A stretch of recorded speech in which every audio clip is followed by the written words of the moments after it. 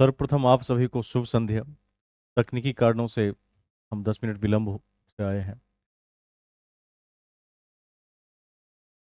आज वसंत पंचमी भी है और आज आप सभी ने शारदे की अभ्यर्थना की होगी। ठीक है। हर एक साल यह वसंत पंचमी लौट कर आता है और हम सभी को याद दिलाता है कि जो विद्या की देवी सरस्वती हैं वह समस्त संसार को अपने विद्या से अवलोकित करती हैं। और आज मैंने एक पोस्ट भी किया था कि आज के युग में यदि इसका सबसे कोई सदुपयोग कर रहा है तो वह राष्ट्र अमेरिका है। इंटेलिजेंस के विभिन्न क्षेत्रों में अमेरिका ने जिस तरह से लोहा मनवाया है वह शारदे की असली अभ्यर्थना है, वास्तविक अभ्यर्थना है। ध्यान रखिएगा। कुल मिलाकर जो मूर्ति पूजा का विधान है वह उत्तर वैदिक काल से भारत में आया है। और उसके पूर्व के कालों को यदि हम देखें तो ध्यान के माध्यम से पूजा की प्रथा थी। और मूर्ति पूजा का अर्थ ही है कि एक साधक जो ईश्वर में अपनी आराधना को स्थापित करना चाहता है वो प्रारंभिक चरण में किसी मूर्त वस्तु के माध्यम से ईश्वर तक पहुंचने का प्रयास करे और बाद में जब उसे दिव्य ज्ञान की प्राप्ति हो जाए तो फिर वो अमूर्त में जा सकता है। हम आगे चलेंगे। हम कक्षा की कड़ी में मौर्य काल में हैं और मौर्य काल में हम बूस्टर फैक्ट्स की कड़ी में करुवाकी तक कल देख चुके थे। कल शायद हमने करुवाकी को ही पढ़ा था। देखिएगा रानी का अभिलेख। एक बार कोई एक अभ्यर्थी बता दे।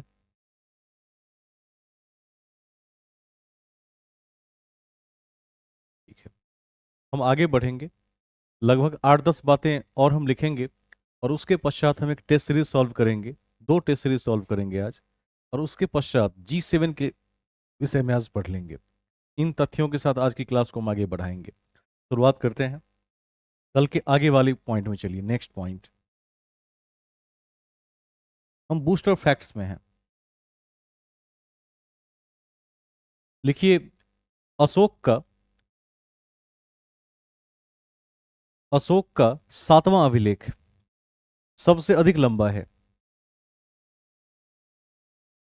अशोक का 7वां अभिलेख सबसे अधिक लंबा है। अशोक का 7वां अभिलेख सबसे अधिक लंबा है।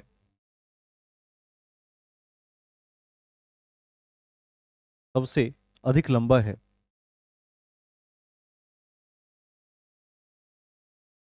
अशोक का 7वां अभिलेख सबसे अधिक लंबा है।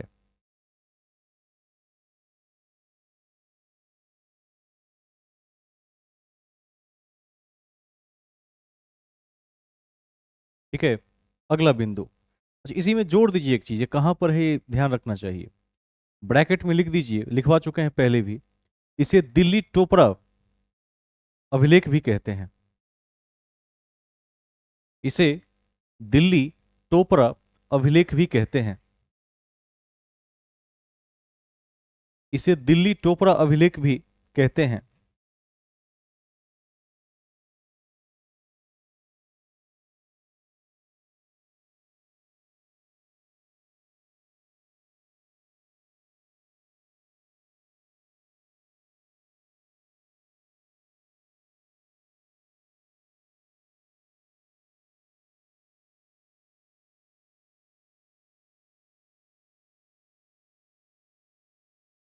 दिल्ली टोपरा के बारे में पिछले क्लास में हमने चर्चा की थी कि पहले यह हरियाणा में था टोपरा। बाद में उसे वहां से हटाकर दिल्ली लाया गया। और ध्यान रखिएगा अभी फिरोज शाह कोटला में है, इसको नहीं भूलेंगे। सबसे जो लंबा अभिलेख है कौन सा है अशोक का? 7वां अभिलेख। इसको भी ध्यान रखिएगा। ठीक है। देखिए अशोक का नेक्स्ट पॉइंट। अशोक का अशोक का शार ए कुना।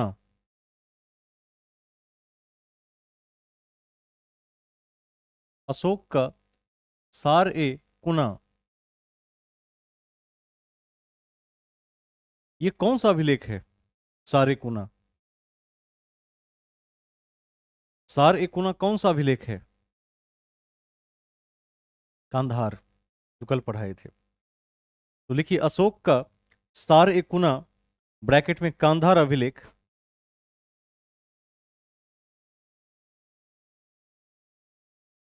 सार ए कुना ब्रैकेट में कांधार अभिलेख किन किन भाषाओं में है?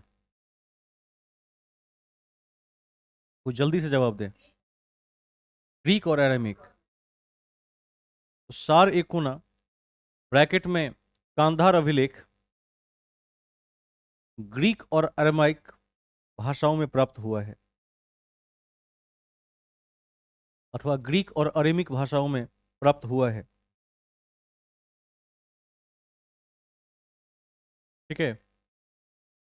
वैसे हम इन सब तथ्यों को कल देख चुके हैं, लेकिन फिर भी एक बार अलग अलग एंगल से उसको देखने का प्रयास करते हैं।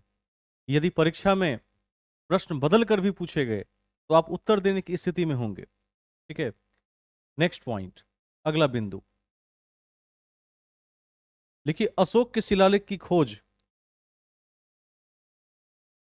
अशोक के शिलालेख की खोज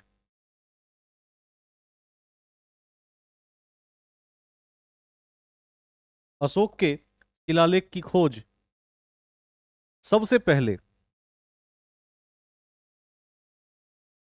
सबसे पहले 1750 ईस्वी में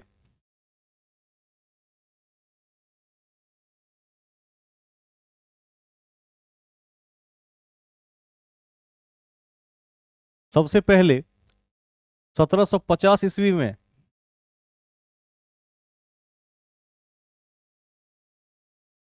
पैडेट्री पैंथलर ने की, पैडेट्री पैंथलर ने की, कभी नहीं भूलिएगा,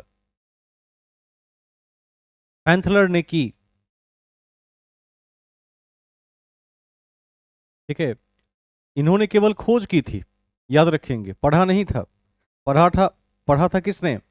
1837 में जेम्स प्रिंसेप ने पढ़ा था। वेरी गुड, प्रिंसेप ने पढ़ा था। ठीक है, आगे चलेंगे हम। नेक्स्ट पॉइंट लिखिए अशोक के अभिलेखों को सर्वप्रथम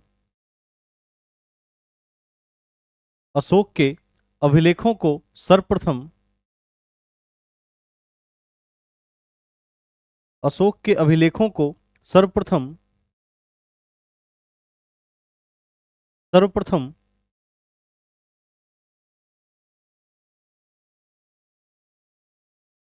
1837 में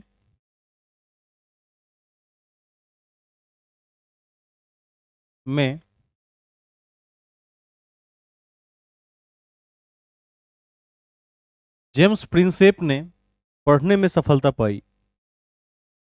1837 में जेम्स प्रिंसेप ने पढ़ने में सफलता पाई। जेम्स प्रिंसेप ने पढ़ने में सफलता पाई। ठीक है, सफलता पाई।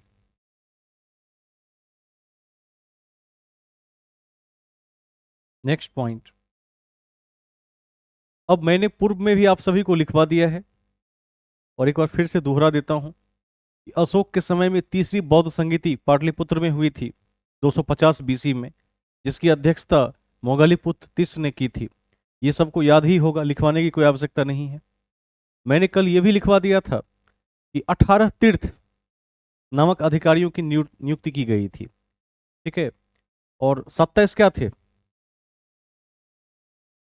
27 क्या थे? 18 तीर्थ और 27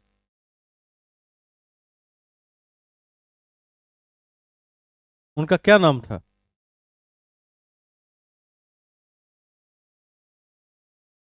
एक बार कॉपी देख लीजिए, कल ही लिखवाए हैं सबको, जल्दी।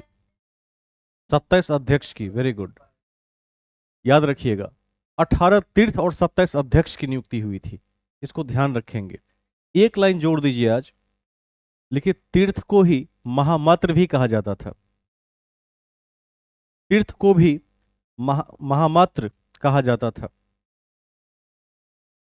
जिनकी संख्या 18 थी, जिनकी संख्या 18 थी, जिनकी संख्या 18 थी। ठीक है, इसको ध्यान रखेंगे, 18 थी। अब हम आगे चलेंगे नेक्स्ट पॉइंट में। 18 थी। अब मैंने चर्चा कर दी थी कि मौर्य प्रशासन को 5 प्रांतों में बांटा गया था, उत्तरापथ, दक्षिणापथ, याद होगा।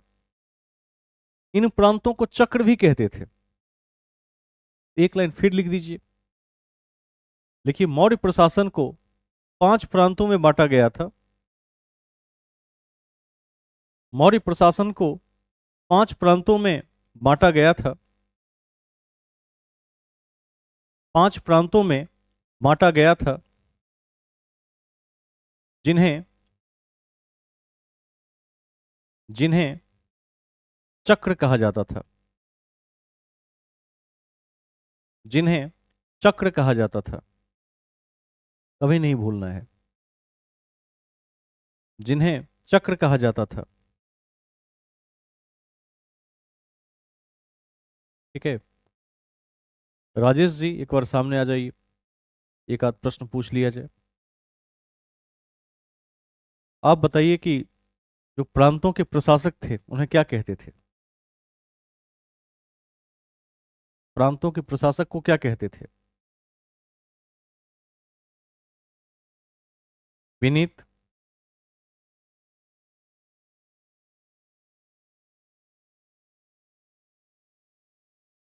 नेक्स्ट कोई अन्य व्यक्ति, जैसे विपिन जी। कुमार कहते थे, वेरी गुड। इसमें एक लाइन जोड़ दीजिए, लिखिए प्रांत के प्रशासकों को, प्रांत के प्रशासकों को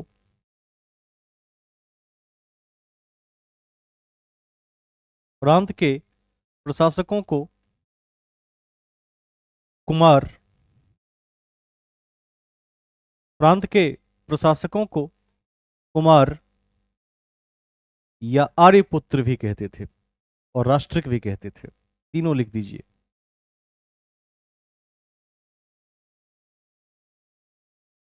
कुमार या आर्यपुत्र या राष्ट्रिक भी कहते थे। ठीक है, कुमार या आर्यपुत्र या राष्ट्रिक भी कहते थे, राष्ट्रिक भी कहते थे। ध्यान रखिएगा, तीनों एक ही पद के 3 नाम हैं। जैसे एक व्यक्ति के 3 नाम हैं, चाणक्य, कौटिल्य और विष्णुगुप्त। ध्यान रखिएगा। अच्छा, एक प्रश्न पूछ कर देखते हैं कि अध्ययन कौन कौन करते हैं। मुद्रा राक्षस में किस चीज की चर्चा है, कौन बताएंगे? तो विशांक दत्त ने लिखा है।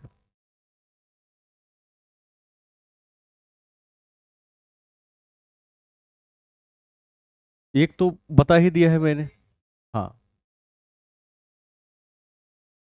हम्म।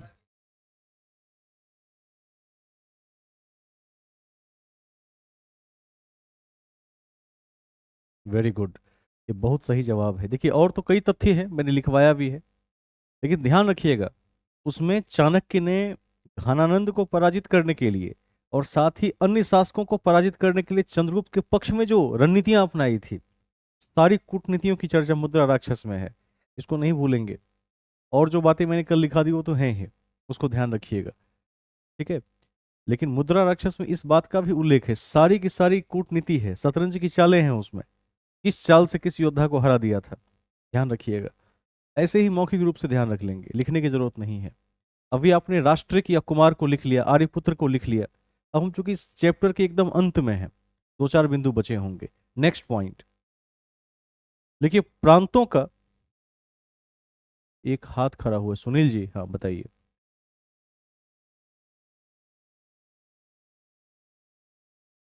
हम्म। अर्थशास्त्र जो है, अर्थशास्त्र शासन के सिद्धांत को दर्शाता है। जैसे सप्त सिद्धांत मैंने लिखवा दिया था। एक राजा के लिए क्या क्या आवश्यक है, एक राज्य के लिए क्या क्या आवश्यक है, एक मंत्री को कैसा होना चाहिए, ठीक है, सारी चीजों की चर्चा है उसमें, न्याय की भी थोड़ी बहुत चर्चा है, देखिएगा। और ध्यान रखेंगे, चाणक्य पेशे से एक प्रोफेसर थे, ठीक है, तक्षशिला विश्वविद्यालय के प्रोफेसर थे, और विद्वान व्यक्ति थे, इसमें कोई कमी नहीं थी विद्वता में। माइक ऑफ कर लिया जाए। एक बार एक कथा है, एक बार चाणक्य किसी ग्रंथ की रचना कर रहे थे, और चाणक्य राजमहल में नहीं रहते थे, वो राजमहल से दूर, कहीं दूर एक झोपड़ी बनाकर उसमें रहते थे। इसको भी ध्यान रखिएगा।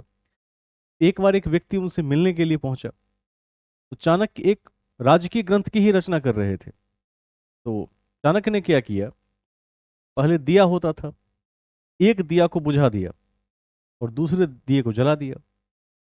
उस व्यक्ति आगंतुक ने पूछा, इसका क्या मतलब हुआ? वो दिया भी जल रहा था और उससे भी कमरे में प्रकाश आ रहा था, तो आपने उसे बुझाकर इस दिए को क्यों जला दिया? बाकी देखिए, ऐसा है कि जो दिया पहले जल रहा था, उस दिए से मैं राजकीय कार्य कर रहा था, और वह राजकीय मद से जो पैसा मिलता है, उस स्रोत के धन से वह दिया जल रहा था। लेकिन जब आपसे बात कर रहा हूं तो क्या है, यह निजी वार्ता है, अपनी कमाई का जो दिया है उससे दीप जलाकर मैं आपसे बात कर रहा हूं। तो ऐसा प्रधानमंत्री जिस व्यक्ति का हो, वो निश्चित ही चंद्रगुप्त को अखिल भारत का सम्राट बना सकता है, कुछ भी कर सकता है, और किया भी। घनानंद को जो कहा था वो करके दिखा दिया था। तो ध्यान रखेंगे। तो चाणक्य की रचनाओं में राजनीतिक सिद्धांतों की चर्चा है, सप्त सिद्धांत है, कल ही लिखवाया था कि राजा है। हाँ, ईमानदारी की पराकाष्ठा तो है ही, बहुत कॉमन सी बात है। आज के दौर में यदि कोई देश के प्राइम मिनिस्टर को यह धमकी दे दे कि मैं आने वाले समय में तुमसे बेहतर सम्राट खोज लूंगा, तो हास्य का विषय बन जाएगा। समय सब दिन ऐसा ही रहा है, और उस समय में एक व्यक्ति को इतना भरोसा था कि घनानंद के अत्याचारों से समाज को मुक्त कराने के लिए, और अंत में एक वचन भी दे दिया था, यदि मेरी शिक्षा में ताकत है तो मैं अपनी प्रतिपालक राजकुमारों को खोज लूंगा और इस देश का सम्राट भी खोज लूंगा। खोज दिया। तो ये कोई साधारण बात नहीं है, किसी भी कालखंड में असंभव को छूना है। तो चाणक्य में प्रतिभा थी। उनके जो 15 अधिकरण हैं, किसने संकलित किया था? जल्दी कोई बता दें, जल्दी। श्याम शास्त्री लिखवा दिए थे। श्याम शास्त्री को सबसे पहले चाणक्य की पांडुलिपियां हाथ लगी थी, और उन्होंने ही इसको प्रकाशित करवा दिया था बाद में। तो देखिए उसमें कितनी कमाल की बात लिखी है। आज भी समाज को दशा, हाँ, और आज भी समाज को दशा और दिशा दिखाने की क्षमता रखते हैं। आगे चलेंगे, नेक्स्ट पॉइंट। अगला बिंदु लिखिए, प्रांतों का विभाजन। प्रांतों का विभाजन। प्रांतों का विभाजन विषय या आहार के रूप में किया जाता था।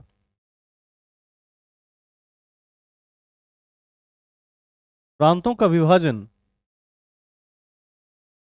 विषय या आहार के रूप में किया जाता था। किया जाता था। जो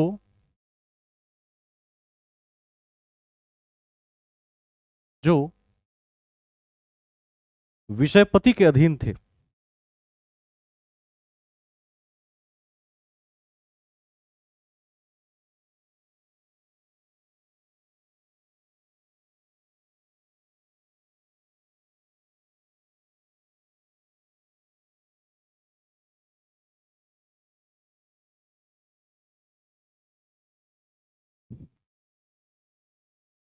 इंटरप्शन के लिए खेद है। जो विषयपति के अधीन था, ध्यान रखिएगा, विषयपति के अधीन था। नेक्स्ट पॉइंट लिखिए।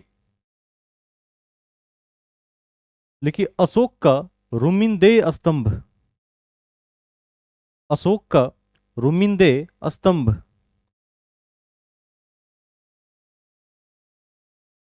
अशोक का रुमिंदेय स्तंभ।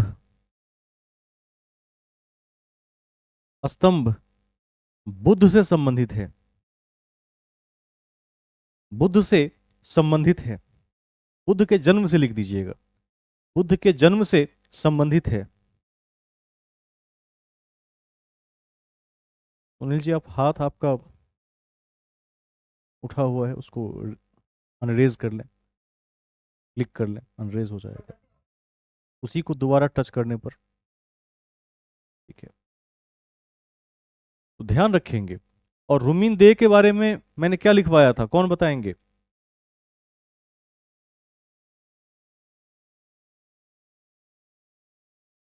Very good. ज्योति जी, आप कुछ बता रहे थे। वेरी गुड, ठीक है।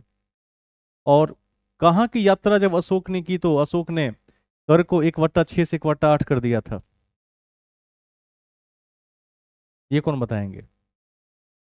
ठीक है, याद रखिएगा।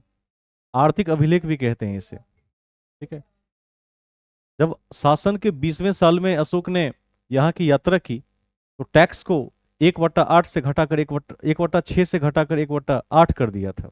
नहीं भूलिएगा इसे। और पहला आर्थिक अभिलेख है। नेक्स्ट पॉइंट, अगला बिंदु। अभी क्या लिखा था आप सभी ने? विषयपति।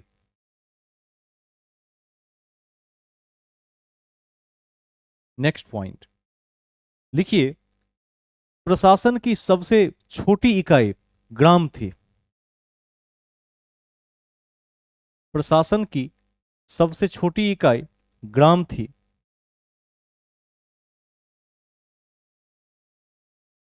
जिसके मुखिया को ग्रामिक कहते थे। जिसके मुखिया को ग्रामिक कहते थे। जिसके मुखिया को ग्रामिक कहते थे। ग्रामिक कहते थे। ठीक है, ध्यान रखेंगे।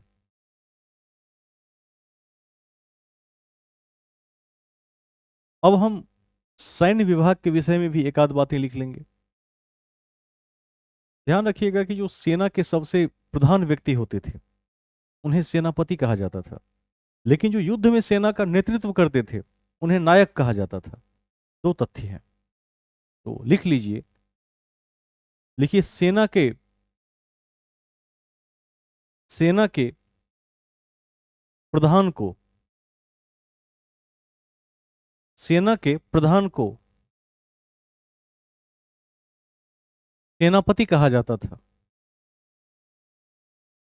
सेना के प्रधान को सेनापति कहा जाता था। ब्रैकेट में सैन्य विभाग। सैन्य विभाग। सेना के प्रधान को सेनापति कहा जाता था।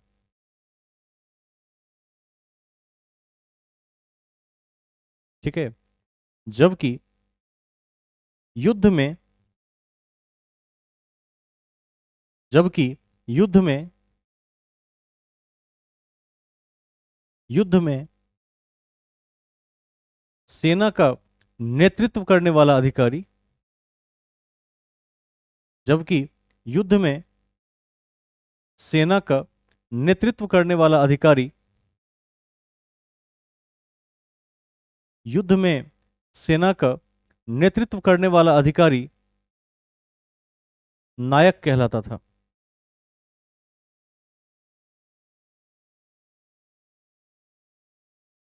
ठीक है, ये दो अलग अलग तथ्य हो गए।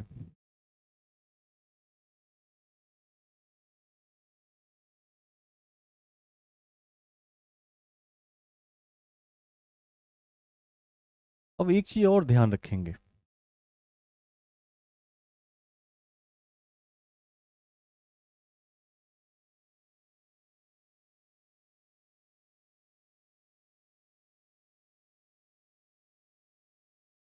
जो गुप्तचर होते थे उस समय में, मौर्य काल में, उन्हें गूढ़ पुरुष कहते थे। ठीक है, लेकिन इसके भी दो प्रकार थे।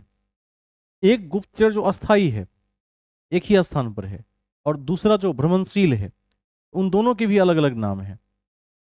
पहले ये लिख लीजिए, गुप्तचर तीर का चिन्ह गूढ़ पुरुष कहते थे। गूढ़ पुरुष।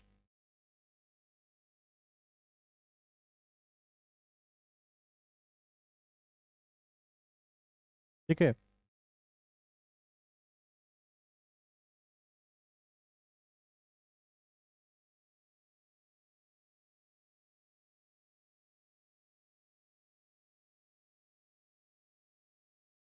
अब इसके भी दो भाग हैं।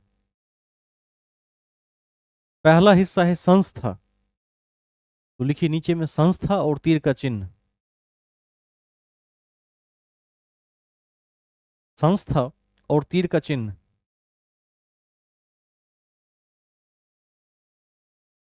लिखिए एक ही स्थान पर कार्य करने वाले गुप्तचर। एक ही स्थान पर कार्य करने वाले गुप्तचर।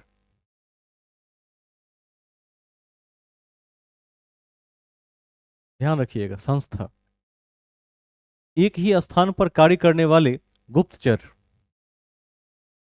संचार में लिख दीजिए भ्रमणशील गुप्तचर। भ्रमणशील गुप्तचर।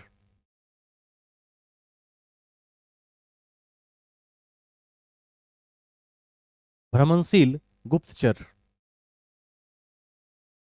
ठीक है, ध्यान रखिएगा इसे। गुप्तचर भी दो प्रकार के थे, और वैसे गुप्तचर को गूढ़ पुरुष कहते हैं, सामान्य व्यक्ति का काम भी नहीं है। आज भी देखिएगा इंटेलिजेंस ब्यूरो में जिसकी भर्ती की जाती है उन्हें विशेष ट्रेनिंग दी जाती है। खुफिया विभाग में जो भर्ती होते हैं उन्हें कई तरह के प्रशिक्षण दिए जाते हैं।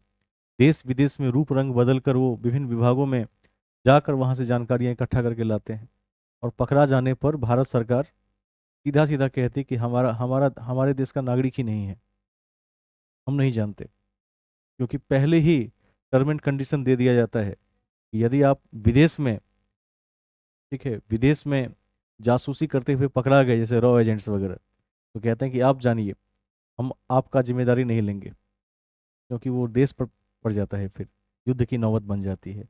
उससे बढ़िया एक व्यक्ति की आहुति दे देना ही सही समझा जाता है वहां पर। इसको भी ध्यान देंगे। तो गुप्तचरों का जो काम है वो बड़ा ही रिस्की कार्य है। ठीक है, आप देखिएगा कि रामायण काल में भी हमें गुप्तचर के संकेत मिलते हैं। जब रावण के गुप्तचर राम की सेना में आकर भेद लेने आए थे और उन्हें विभीषण ने क्या किया था, पकड़ लिया था। आपने देखा भी होगा। आगे चलेंगे। क्या नाम था गुप्तचर का रामायण काल में, कौन बताएंगे? शायद मैं रिकॉल कर पा रहा हूँ, शुक और सारन, शायद कह रहा हूं मैं, यही नाम था। देख लीजिएगा। आगे चलेंगे। संचार तक हमने लिख लिया है। नेक्स्ट पॉइंट लिखिए, सरकारी भूमि को सीता भूमि कहा जाता था। सीताध्यक्ष कल लिखवा चुके हैं। सरकारी भूमि को सीता भूमि कहा जाता था।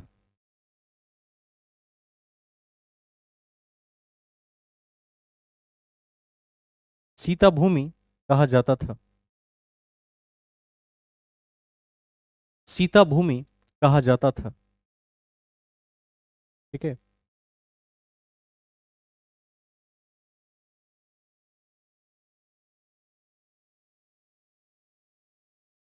पिछली कक्षा में आपने पढ़ा था कि अर्थशास्त्र के मुताबिक, है ना, शासन के सप्त सिद्धांत का उल्लेख किया गया है, जिसमें राजा केंद्र बिंदु में है। उसी प्रकार मेगास्थनीज ने, मेगास्थनीज किसका राजदूत था राजेश जी?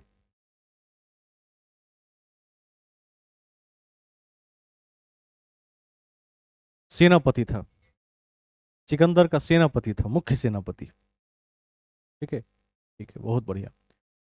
तो ध्यान रखेंगे कि जब मेगास्थनीज आया तो मेगास्थनीज ने इंडिका में इस बात की भी चर्चा की कि प्राचीन भारत में कहीं पर दास प्रथा नहीं है। इसकी चर्चा हम भी कर चुके हैं एक बार। दूसरा जो मेगास्थनीज ने दिया वह यह दिया कि उन्होंने समाज को 7 वर्गों में विभक्त किया उस समय के हिसाब से। इसको लिख लीजिए, पूछा जाता है। देखिए मेगास्थनीज ने भारतीय समाज को, मेगास्थनीज ने भारतीय समाज को 7 वर्गों में बांटा है। 7 वर्गों में बांटा है। 7 वर्गों में बांटा है। आप इसको लिख सकते हैं। दार्शनिक, किसान, अहीर, दार्शनिक, किसान, अहीर, कारीगर,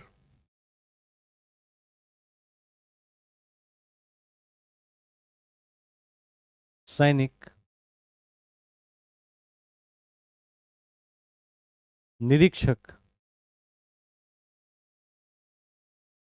कारीगर, सैनिक, निरीक्षक एवं सभासद।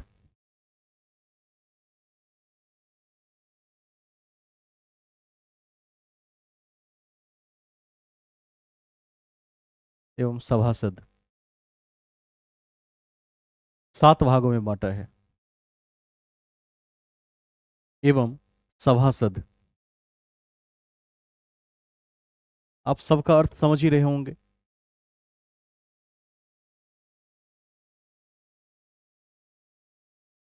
सभासद का अर्थ होता है जो राजमहल में राजा के साथ बैठेंगे, मंत्रणा देंगे। इसमें मंत्री आ सकते हैं, नवरत्न आ सकते हैं, ध्यान दीजिएगा। उसके बाद राजा से जो राजकीय संरक्षण प्राप्त कवि हैं, लेखक हैं, ठीक है, कानूनविद हैं, जिसको राज प्रसाद ने संरक्षण दिया है, ठीक है, कैबिनेट समझिए एक तरह से, वही सभासद हुए। उस समय के सभासद ऐसे ही होते थे। तो ये 7 को आप याद रख लेंगे, ठीक है। नेक्स्ट पॉइंट, अगला बिंदु लिखिए, बौद्ध ग्रंथों में अशोक को, इसका मतलब अहीर, अच्छा ऐसे नहीं बोलते हैं विनीत कुमार जी, ऐसे नहीं बोलते हैं। हाँ, साक्षात्कार में, साक्षात्कार में ऐसे कह दीजिएगा तो फिर अनर्थ हो जाएगा, ठीक है। आप एक शब्द, एक शॉर्ट, एक टर्म में यदुकुल के लोग, यदुकुल समझते हैं ना, अहीर। और राजेश जी ने ठीक कहा है। देखिए, किसी भी चीज को थोड़ा सा बेहतर तरीके से प्रदर्शित किया जा सकता है, अब ऐसे बोल देंगे तो अनर्थ हो जाएगा, ठीक है। आगे चलते हैं। वो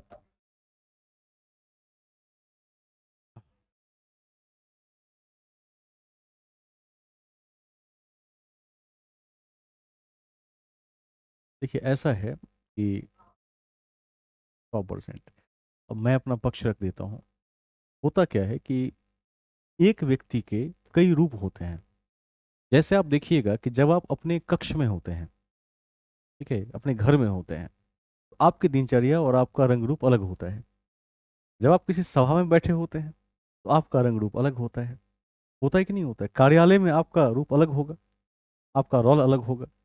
तो ध्यान रखना है कि हम जिस मंच पर हैं वह आधिकारिक बनने बनाने का मंच है। तो हमें इस बात को ध्यान में रखना पड़ेगा कि सरकार और जनता चाहे कुछ भी करे, कोई भी निर्णय ले, कहीं भी टीका टिप्पणी करे, लेकिन एक अधिकारी का जो सबसे पहला गुण है वो है न्यूट्रलिटी।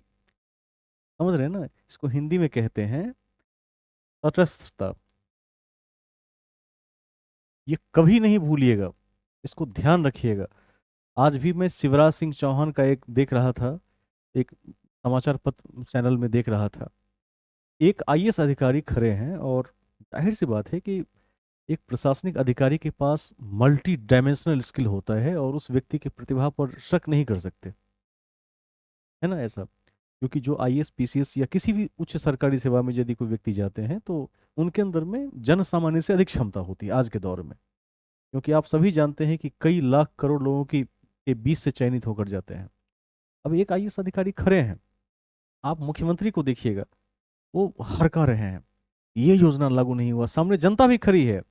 मुझे लगा वो देखकर कि वो शायद किसी इलेक्शन की रैली में, चुनाव रैली में प्रचार करने गए हैं, उनको तो वोट लेना है। वो कह रहे हैं कलेक्टर साहब देखिए ये नहीं हुआ है, इस अधिकारी को सस्पेंड कर दीजिए, उसको सस्पेंड। और वो क्या कर रहे हैं पता है, वेरी पोलाइटली, पूरी शिक्षा ही उसी चीज की मिली है, कह रहे सर ऐसा है कि उन्होंने काफी काम किया है सर। वो कह रहे नहीं नहीं सस्पेंड कर दीजिए, कह रहे सर ऐसा है कि उन्होंने काफी बेहतर काम किया, आप ही के यहाँ से ये अवार्ड उनको मिला था इस साल, सबको बचा लिया। अब वहां दूसरा भी रास्ता था, दूसरे तरीके से भी बात कर सकते हैं, लेकिन नहीं करना है। और जिस व्यक्ति के अंदर में न्यूट्रलिटी सबसे अधिक होगी आज के दौर में सिविल सेवक वही बनेगा, इसको ध्यान रखिएगा। मैं कभी चर्चा करूंगा, जैसे आप देखिएगा कि समाज लगभग 3-4 हजार वर्षों से पैट्रियार्की की तरफ है, पितृसत्तात्मकता की ओर है, जातिवाद की तरफ है। बिल्कुल है। जो लोग खास करके राजनीति में आते हैं, वो क्या करते हैं, इसका दुरुपयोग भी करते हैं।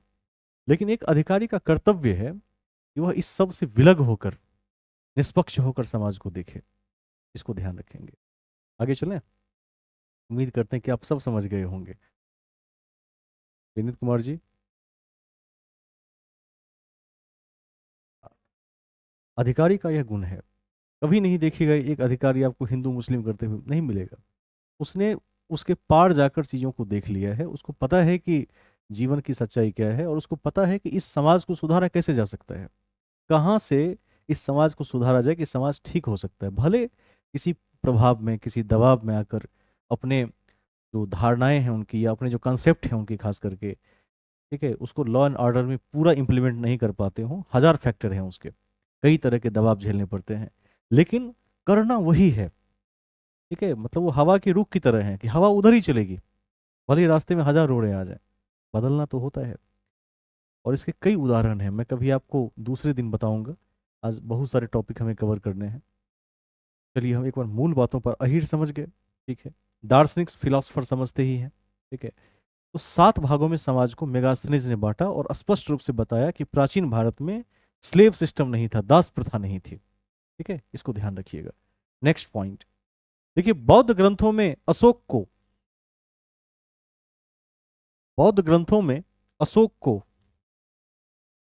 क्या कहा गया है? बौद्ध ग्रंथों में अशोक को, ये तो अभिलेखों में है ना, ये तो अभिलेखों में है देवानाम प्रिय। बौद्ध ग्रंथों में अशोक को उज्जैन करमोली कहा गया है, इसको याद रख लीजिएगा। क्यों कहा गया ये भी बता देता हूं। उज्जैन करमोली कहा गया है क्योंकि याद रखिएगा, पहले कहाँ के गवर्नर थे? अवंती के, उज्जैनी। वही इसीलिए उज्जैनी, अवंती को ही उज्जैनी भी कहते हैं। उज्जैन करमोली कहा गया है। कट गया है क्या? एक बार मुझे आज लगता है कि हमने सही सीरियल में इसको सेट नहीं किया, पर ये दिख तो जाएगा आपको। दिख रहा है क्या?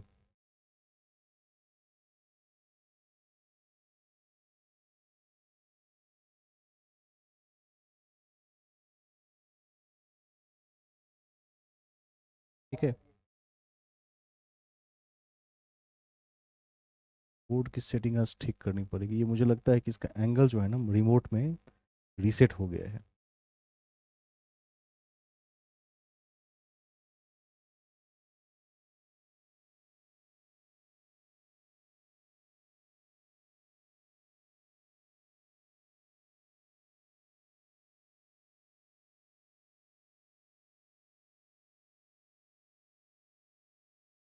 अब सभी लोग थोड़ा लाइन पर रहें, एक बार इस बोर्ड को फिट कर देते हैं। मुझे लगता है कोई गलत की प्रेस हो गया है।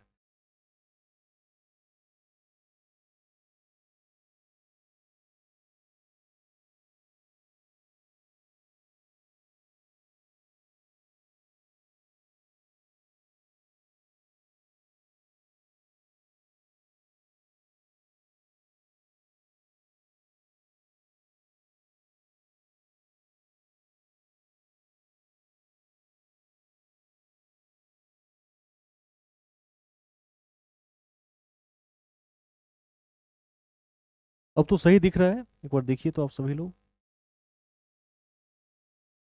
ठीक है ना?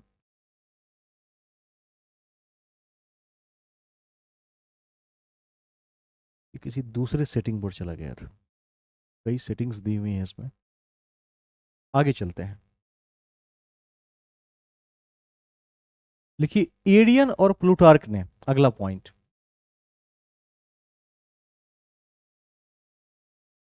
एडियन और प्लूटार्क ने एरियन और प्लूटार्क ने, एरियन और प्लूटार्क ने चंद्रगुप्त मौर्य को एंड्रोकोटस कहा है।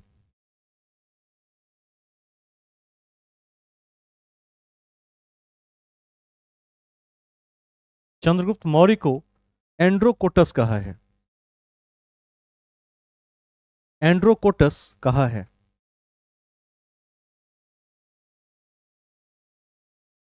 एंड्रोकोटस कहा है। ठीक है। सेंड्रोकोटस कल बता दिए थे, वो अलग से ध्यान रखिएगा। सेंड्रोपेडस भी ध्यान रखिएगा, यूनान के लोगों ने कहा था। Next point. अब एक प्रश्न पूछा जाता है कि अशोक ने अपना सबसे पहली यात्रा, जो अपनी फर्स्ट धम्म नीति थी अशोक की, उसके संदर्भ में जो पहली यात्रा की वो कहाँ की? इसका उत्तर है बोध गया।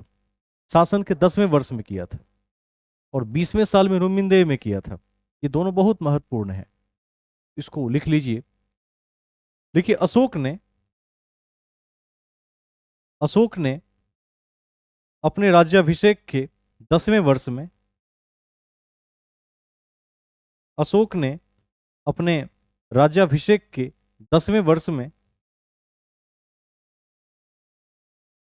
अशोक ने अपने राज्याभिषेक के 10वें वर्ष में, 10वें वर्ष में प्रथम धम्म यात्रा, प्रथम धम्म यात्रा, प्रथम धम्म यात्रा बोध गया में किया। प्रथम धम्म यात्रा बोध गया में किया।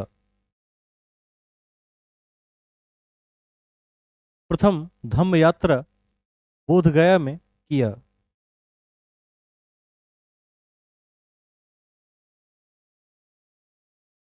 ठीक है। Next point.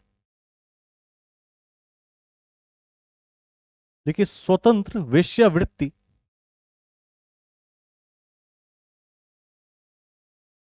स्वतंत्र वेश्यावृत्ति अपनाने वाली महिला,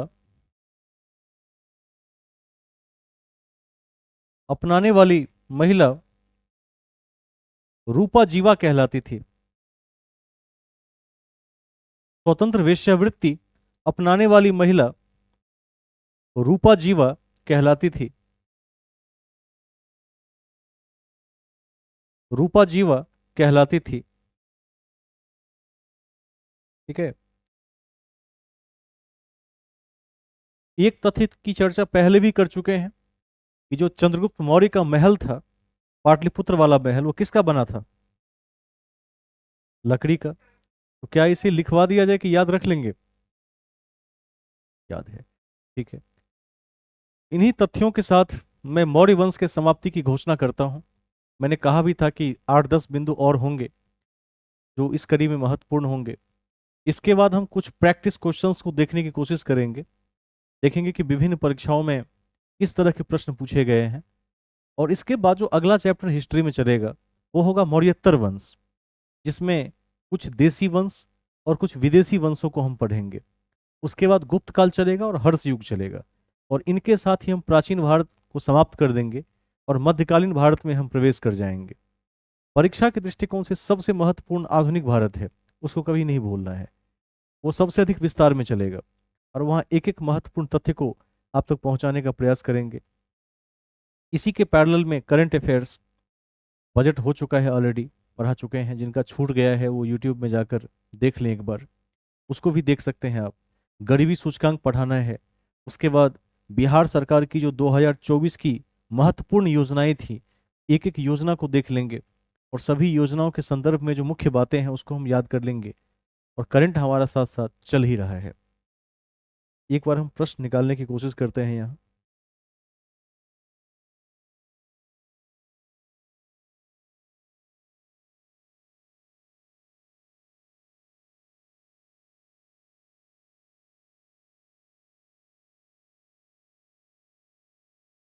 छठी सदी ईसा पूर्व क्रांति का युग।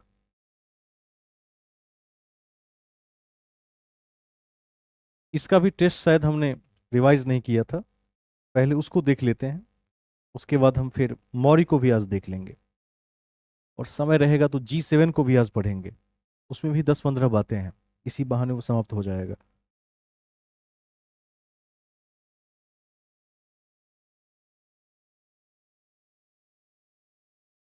आप सभी को प्रश्न पत्र डिस्प्ले हो रहा होगा, ठीक है? सबको दिख पा रहा है कि नहीं, एक बार कंफर्म करें कि जूम तो हो सकता है, बिल्कुल प्रयास करें इसे। अपने फोन से भी कर सकते हैं, एक बार ट्राई करें तो। एक बार देख लीजिए, यदि आपके फोन से हो रहा हो तो और बढ़िया। ठीक है, शुरुआत किया जाए। ठीक है, अब मैं जिससे पूछूंगा वो अभ्यर्थी इसका जवाब देंगे। पहला क्वेश्चन है कि गौतम बुद्ध ने अपना प्रथम उपदेश कहां दिया था? नेहा जी लाइन पर हैं तो बताइए, कहां दिया था पहला उपदेश?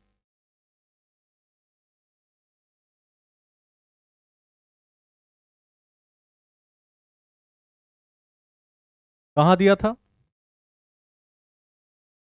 सारनाथ में। Very good. सबको याद भी होगा कि पहला उपदेश बुद्ध ने कहां दिया था? सारनाथ में दिया था। ठीक है, नेक्स्ट क्वेश्चन। अगले प्रश्न का जवाब जिनको आता हो दे देंगे। मगध की प्रथम राजधानी कौन सी थी? रुकिए मैं पूछ लेता हूं, 1 मिनट रुकिए। कह दिया आप लोगों ने, है ना? गिरिव्रज। ठीक है, ऐसे किसी दूसरे अभ्यर्थी से पूछ लेते तो अच्छा होता।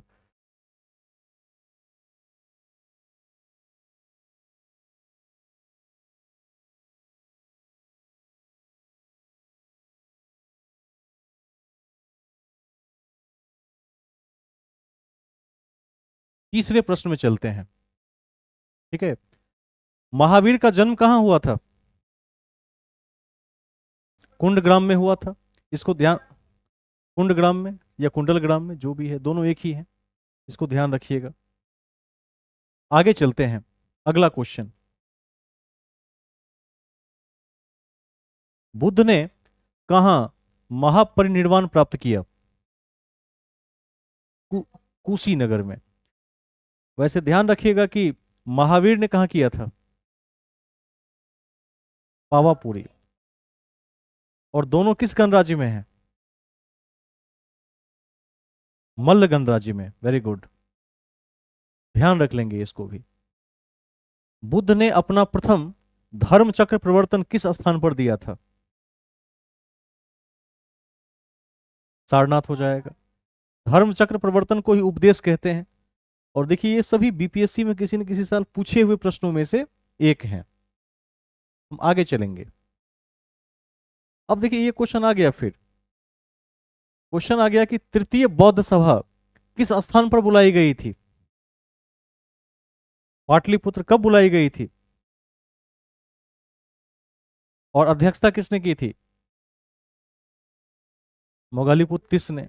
आप सभी को याद है, देखिए 53वीं से 55वीं 46वीं इत्यादि में और भी आगे पूछा गया है, इसको ध्यान रखेंगे। विश्व का पहला गणतंत्र वैशाली किसके द्वारा स्थापित किया गया था? लिच्छवी गणराज्य के द्वारा। तो कभी नहीं भूलेंगे, याद रखिएगा, लिच्छवी था गणराज्य। ठीक है, जगह का नाम है वैशाली।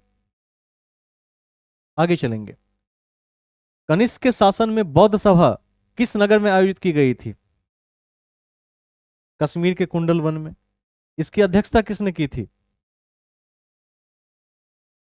वसुमित्र। Vasumitra, very good. तवाकामी ने सेकंड वाले का किया था, अब पहले वाले का किया था महाकश्यप। ठीक है, 16 महाजनपदों की सूची कहां मिलती है और कहां मिलती है? जैन ग्रंथ भगवती सूत्र में मिलती है, इसे हमने पढ़ लिया है। ये सेट भेज देंगे, पर रिवाइज कर लीजिएगा ऐसे ही। महावीर स्वामी की मृत्यु किस नगर में हुई? क्या होगा? पावापुरी।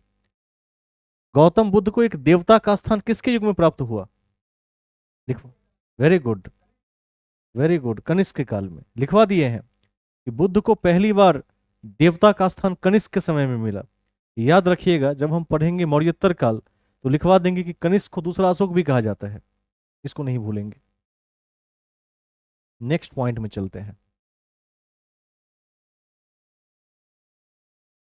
बोध गया में महाबोधि मंदिर बनाया गया, जहां कहां बनाया गया, इनमें से कहां बनाया गया? जहां बुद्ध को ज्ञान प्राप्त हुआ था। वेरी गुड, ठीक है। वहां पर किस वृक्ष के नीचे हुआ था?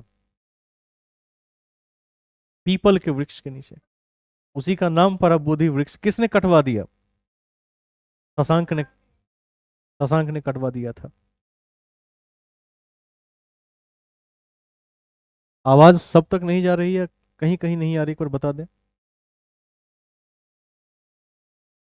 इसका मतलब है आपका जो है ना सर्वर थोड़ा सा वीक चल रहा है, अभी ठीक हो जाएगा। आ रही है ना? ठीक है, बता दीजिएगा।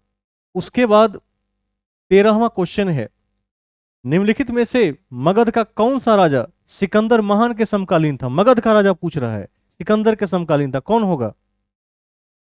घ- घनानंद, घनानंद, ठीक है।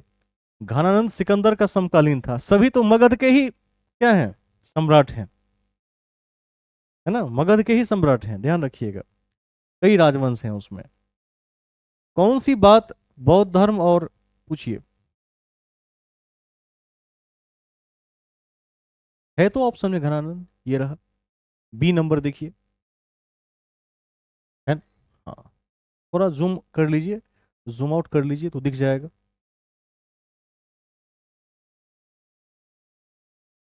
निम्नलिखित में से कौन सी बात बौद्ध धर्म और जैन धर्म में समान नहीं है? सोच समझकर जवाब दीजिए इसका। Very good.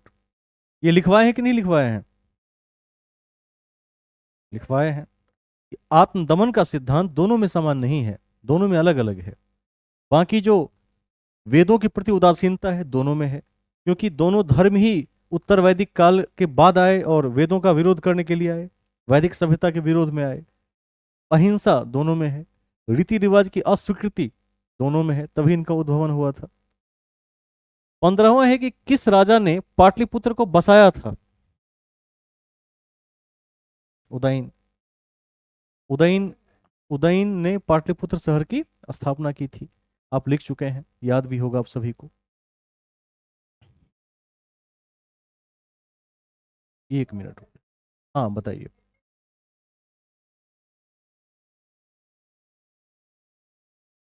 देखिए, कहते हैं कि बसाया तो कहते हैं मेगास्थनीज के विषय में, लेकिन याद रखिएगा, उदयन को ही याद रखिए, क्योंकि वास्तविक संस्थापक उदयन को ही माना जाता है कालांतर में।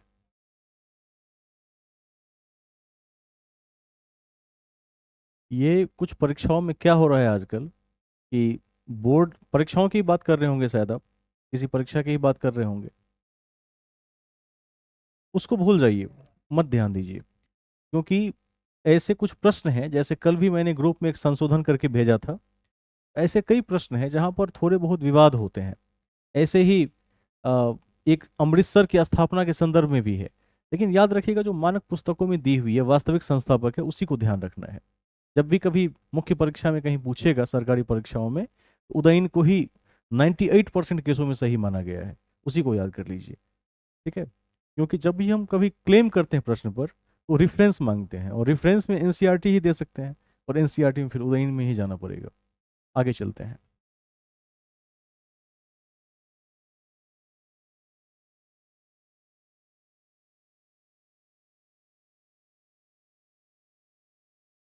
बड़ा हो गया नहीं, शॉर्ट हो गया, ठीक है, अब दिख रहा होगा। आगे चलते हैं। 16 नंबर क्वेश्चन, निम्नलिखित में से किस नगर में प्रथम बौद्ध सभा आयोजित की गई थी सबसे पहले? कहां पर? राजगृह में, ठीक है, राजगृह उत्तर हो जाएगा, राजगीर। अगला क्वेश्चन है, प्रथम मगध साम्राज्य का उत्कर्ष किस शताब्दी में हुआ? कौन बताएंगे?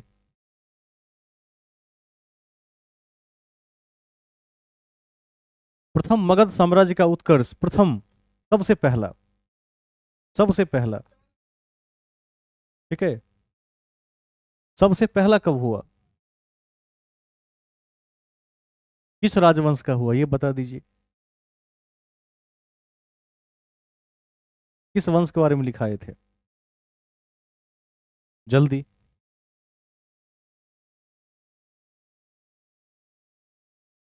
Very good. वो छठी शताब्दी में था, छठी ही होगा। ठीक है, ध्यान रखिएगा, वंश के साथ याद रखिए। उत्तर छठी ही होगा, भूलना नहीं है। टॉपिक का नाम है छठी सदी ईसा पूर्व, है ना, क्रांति का युग, वही उत्तर हो जाएगा। आगे चलते हैं, नेक्स्ट क्वेश्चन। क्वेश्चन नंबर कितना है? 18। नालंदा विश्वविद्यालय किस लिए विश्व प्रसिद्ध था? बौद्ध दर्शन के लिए। ठीक है, उसके बाद आगे चलें।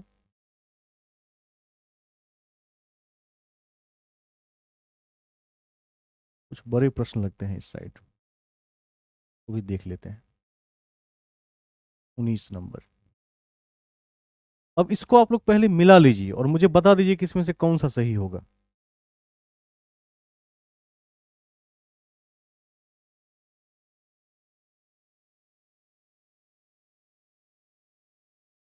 वेरी गुड, कौन सा होगा? सी नंबर, बहुत बढ़िया। ठीक है, सबको याद होगा कि बुद्ध के जीवन के संदर्भ में है, तो जन्म लुम्बिनी में हुआ था, ज्ञान की प्राप्ति बोध गया में हुई थी, प्रथम उपदेश सारनाथ और निधन कुशीनगर में है। याद ही है। आगे चलते हैं। निम्नलिखित में से कौन सबसे पूर्वकालिक जैन ग्रंथ कहलाते हैं? लिखवा चुके हैं ये, कौन सा होगा? 14 पूर्व होगा, ये आपने लिख लिया है पहले ही। प्राचीन भारत में द्वितीय नगरीकरण से संबंधित क्षेत्र कौन से हैं? गांगेय मैदान, गंगा का मैदान, सब सब लिख चुके हैं। ठीक है, अगला क्वेश्चन। वत्स का जो राज्य है वो इनमें से कहां अवस्थित है? वत्स, ये इलाहाबाद के आसपास है। कहां पर है? इलाहाबाद के आसपास, इसको याद रखेंगे। इसका उत्तर भी आपको मिल जाएगा, ग्रुप में भेज देंगे। अब देखिए आ गया वो क्वेश्चन जो लिखवाए हैं, भरहुत और अमरावती के बारे में लिखवा चुके हैं। ठीक है, कौन सा धर्म? बौद्ध धर्म। ये आपकी कॉपी में है कि नहीं है? लिखा हुआ है कि भरहुत और अमरावती बौद्ध के सुप्रसिद्ध केंद्र थे। अजात शत्रु के वंश का क्या नाम था? कौन बताएंगे? अरण्यक वंश। ठीक है, इसको ध्यान रखिएगा, अरण्यक वंश। आगे चलते हैं, क्वेश्चन नंबर 24 था तो 25 आएगा इसके बाद। 25 को देख लीजिए। अब 25 को पढ़िए और 25 का जवाब दीजिए क्या होगा। वे शिक्षक जिनसे, ये तो बता दिए थे कि अलार कलाम और कौन, रुद्रक रामपुत, है ना, तो ये दोनों बुद्ध के गुरु थे। ये भी लिखवा दिए थे कि बुद्ध इनसे संतुष्ट नहीं हुए, तभी बुद्ध ने तपस्या का मार्ग चुना। वह जिस ज्ञान की तलाश में थे उन्हें यहां ना मिल सका। वह स्थान जहां महावीर ने पूर्ण आध्यात्मिक ज्ञान, कैवल्य ज्ञान को प्राप्त किया, कहां पर? जुम्भिक, जुम्भिक ग्राम होगा, निरंजना नदी के तट पर जुम्भिक ग्राम में। ठीक है, उन्हें कैवल्य ज्ञान की प्राप्ति हुई थी, याद रखेंगे।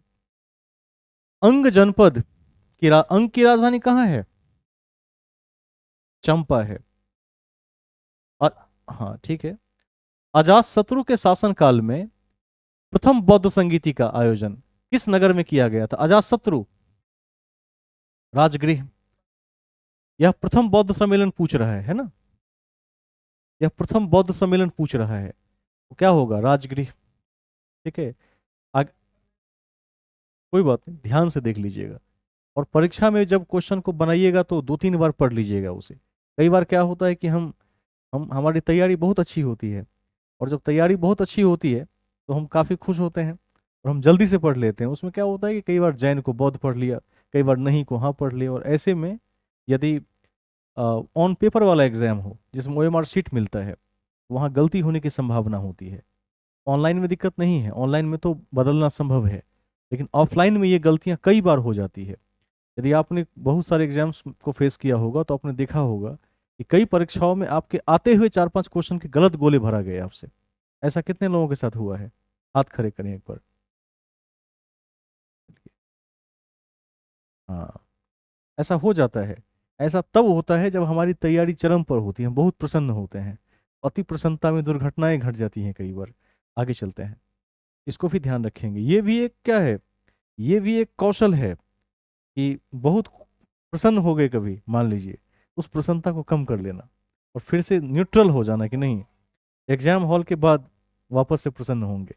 मैं कई ऐसे अभ्यर्थियों को हाँ हाँ।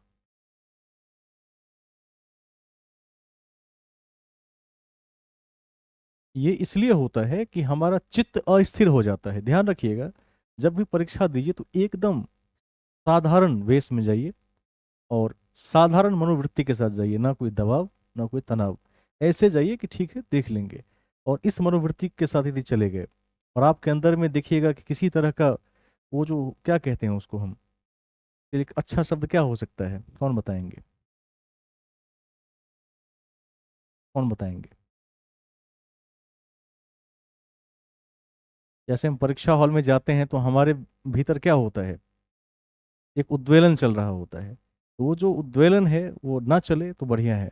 एकदम शांतिपूर्ण तरीके से जाइए, बना के आ जाइए। मैं तो कई बार, कई परीक्षाएं मैंने तो 50-60 परीक्षाएं दी होंगी सब मिलाकर, जिसमें कई में सफलता मिली, कई में असफलता मिली। तो जब भी जाते थे, एक बार राजेश जी भी गए थे मेरे साथ, मैं ले गया था इन्हें। 2000 शायद 20 की बात है, 20 की ही बात है। आरआरबी एनटीपीसी में मेरा चयन हुआ था अधिकारी में, तो मैं इनको लेकर गया था। और राजेश जी ने देखा कि ढेर सारे अभ्यर्थी क्या कर रहे हैं, तो बाहर में किताब लेकर पढ़ रहे थे। तो आप जब भी किसी परीक्षा में जाइएगा तो देखिएगा कि ऐसे ऐसे पढ़ाकू लोग आपको मिल जाएंगे कि देखकर डर हो जाएगा आपको। आपको पूरा विश्वास हो जाएगा कि मेरा सिलेक्शन इसमें नहीं होगा। इतने बड़े बड़े धुरंधर हैं जो 1 मिनट पहले तक पता नहीं कौन कौन सी किताब लाते हैं, उसको आर पार रटते रहते हैं। अंत में देखिएगा उनमें से किसी का सिलेक्शन नहीं होता है। सिलेक्शन का बहुत सीधा सा तरीका है, और आप पहले से पीछे जाकर तैयारी करना, 1.5-2 साल पहले से तैयारी करना, और एक क्रम में एक लय में तैयारी करना, तब जाके चयन होता है। और वो जो उसके बाद और भी होता है, जब आप वापस आएंगे तो जिस बस में, जिस ट्रेन में आप आइएगा, आप देखेंगे वहाँ कट ऑफ को लेकर जो झगड़ा होता है कैंडिडेट्स में, वो देखने के लायक होता है। एक से एक लाल बुझक कर आपको मिलेंगे। कोई कहेगा कि मैंने फला एकेडमी से पढ़ा हुआ है, मैंने इतनी इतनी पढ़ाई कर ली है, मैंने ये पढ़ा है, ऐसा होगा। ढेर सारे डिफरेंस। जब रिजल्ट आता है वो पूरी ट्रेन खाली हो जाती है। उस ट्रेन में उसका रिजल्ट होगा जो सज्जन की तरह कहीं चुपचाप बैठकर चला गया, कुछ नहीं बोला। तो बिल्कुल अपने चित्त को स्थिर कर लेना है, एकदम स्थिर। न बहुत प्रसन्नता में बहुत प्रसन्न होना है, न बहुत खराब समय में बहुत दुखी होना है। मध्य मार्ग चुन लेना है, तुरंत चयन हो जाएगा। और मैंने इस अवस्था में जितनी भी परीक्षाएं दी है, सब में सफलता मिलती चली गई। आगे चलते हैं, हम वापस से आ जाते हैं अपने मूल प्रश्नों पर। हमने कौन सा ये देख लिया था, 29 नंबर को देख लीजिए। निम्नलिखित में से किस बौद्ध साहित्य में महात्मा बुद्ध के नैतिक एवं सिद्धांत संबंधी प्रवचन संकलित हैं? कौन बताएंगे, कहाँ संकलित हैं? सुत्त पिटक में। सुत्त पिटक में क्या लिखवाया था मैंने? सुत्त पिटक में क्या सब है? बुद्ध की शिक्षा। विनय पिटक में क्या है? और अभिधम्म पिटक में दर्शन, फिलॉसफी। तो शिक्षा किस में है? सुत्त में है। अब वही तो पूछ रहा है ना कि नैतिक सिद्धांत इत्यादि किस में है? सुत्त पिटक में है, नहीं भूलिएगा। ठीक है।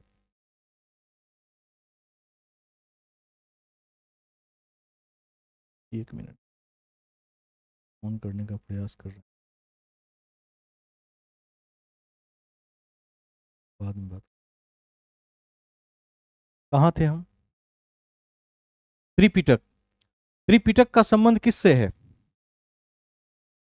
बौद्ध से है। सुत्त पिटक, विनय पिटक, अभिधम्म पिटक, याद रखिएगा। अगला क्वेश्चन, बुद्ध का जन्म कब हुआ था? तो 563 ईसा पूर्व हुआ था। और मृत्यु कब हुई थी? 483 ईसा पूर्व, 80 वर्ष की अवस्था में। इसको भी ध्यान रखेंगे। चुंद के द्वारा अर्पित भोजन से हो गई थी। और चुंद एक जाति का लोहार था। उसने शुकर माधव बुद्ध को अर्पित किया था, लिखवा दिए थे, अर्थात सुअर का मांस, जिसे खाने से अतिसार रोग से बुद्ध की मृत्यु हो गई थी। नेक्स्ट पॉइंट, अगला है, सूची 1 को सूची 2 से मिलाना है। एक बार आप मिला लीजिए और फिर मुझे बता दीजिए कि 33 का आंसर क्या होगा।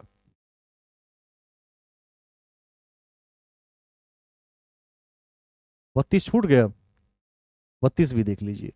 बौद्ध शिक्षा का केंद्र क्या होगा इसमें से? विक्रमशिला हो जाएगा, ध्यान रखिएगा। आगे चलते हैं। 33 को मिला लीजिए और 33 को मिलाकर बता दीजिए कि उत्तर क्या होगा। इसी में देख लीजिए, फिर उस तरफ इसका ऑप्शन होगा, उसको भी देखते हैं। इसका जो ऑप्शन है वो इस तरह से है। एक मिनट राजेश जी, ऑप्शन आप देख पा रहे हैं कि कूटों में है। आप पहले बता दीजिए, फिर उस कूट को देख लेंगे। मैं इस क्वेश्चन को डिस्प्ले करता हूं दोबारा।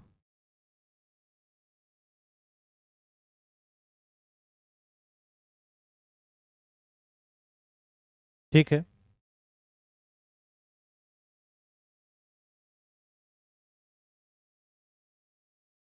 जैन धर्म का क्या होगा? पावापुरी होगा।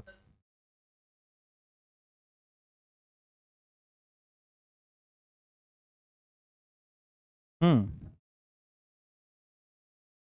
Vatican City. ठीक है, वेटिकन। वेटिकन की राजधानी वेटिकन सिटी है और सबसे छोटा सा देश है जिसमें केवल 1,000 लोग रहते हैं, ध्यान रखिएगा। ठीक है, इसको अब मिला लेते हैं, ये किससे मिलता है।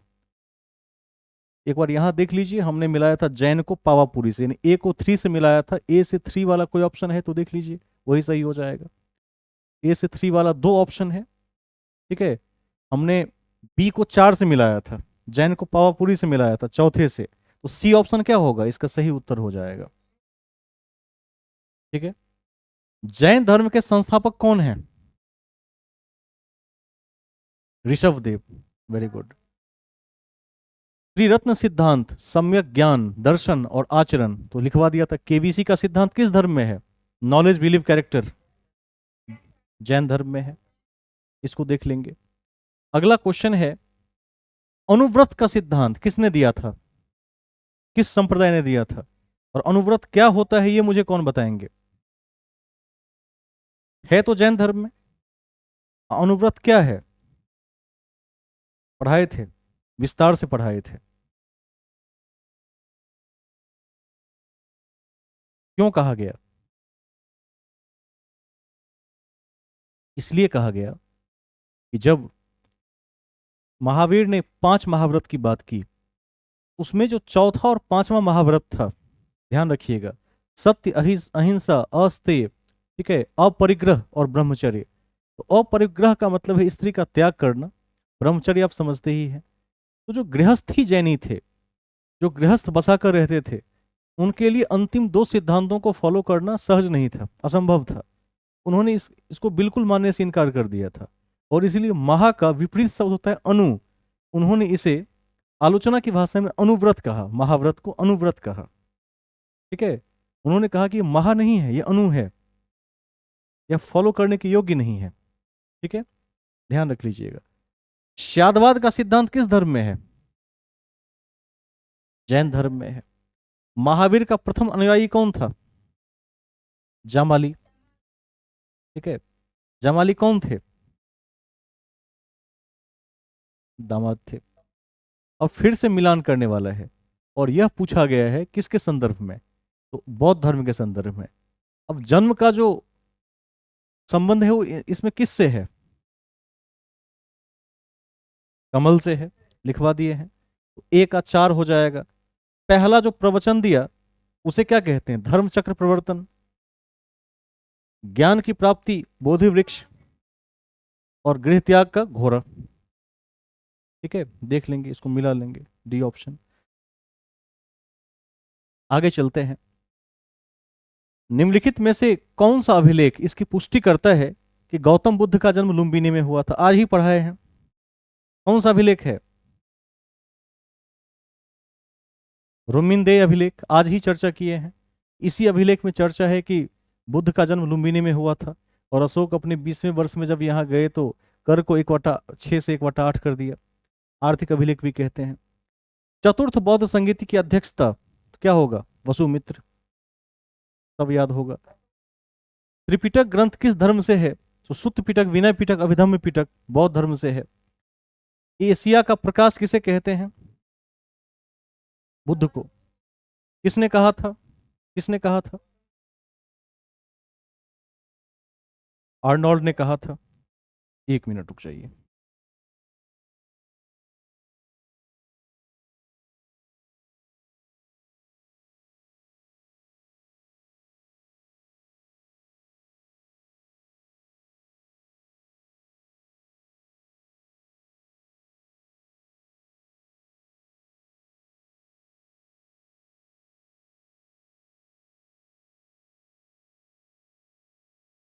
आवाज जा पा रही है? ठीक है, आगे चलें। अर्नोल्ड का नाम ध्यान रखिएगा। उन्होंने बुद्ध को लाइट ऑफ एशिया कहा था। नायनार कौन थे? लिखवा दिए हैं। कौन थे? शैव, शैव भक्त थे।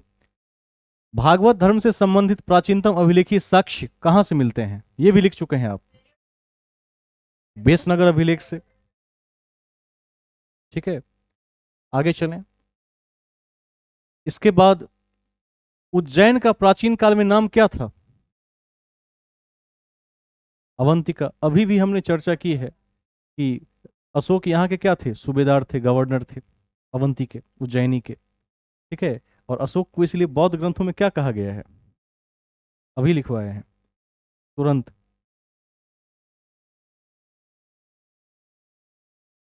क्या था?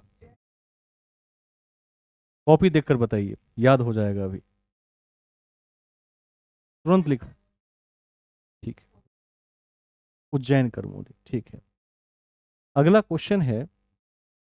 ईसा पूर्व 6ठी सदी में विश्व की प्रथम गणतंत्रात्मक व्यवस्था कहाँ थी? तो कहाँ थी?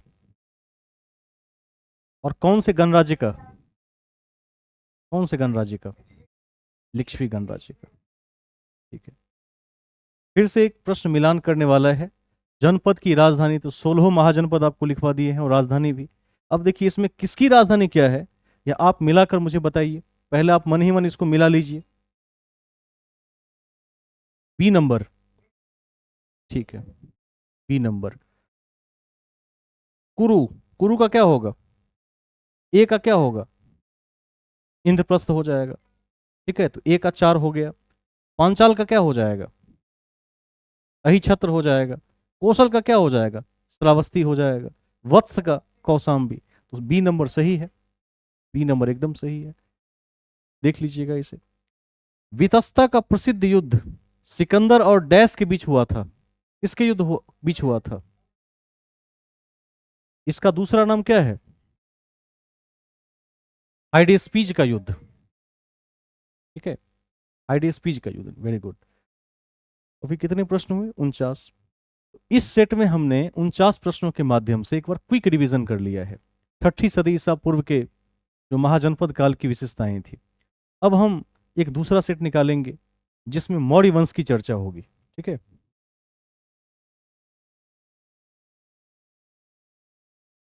एक और भी सेट होगा जिसमें मौर्य वंश की चर्चा होगी। सेट को भी निकालने का प्रयास करते हैं।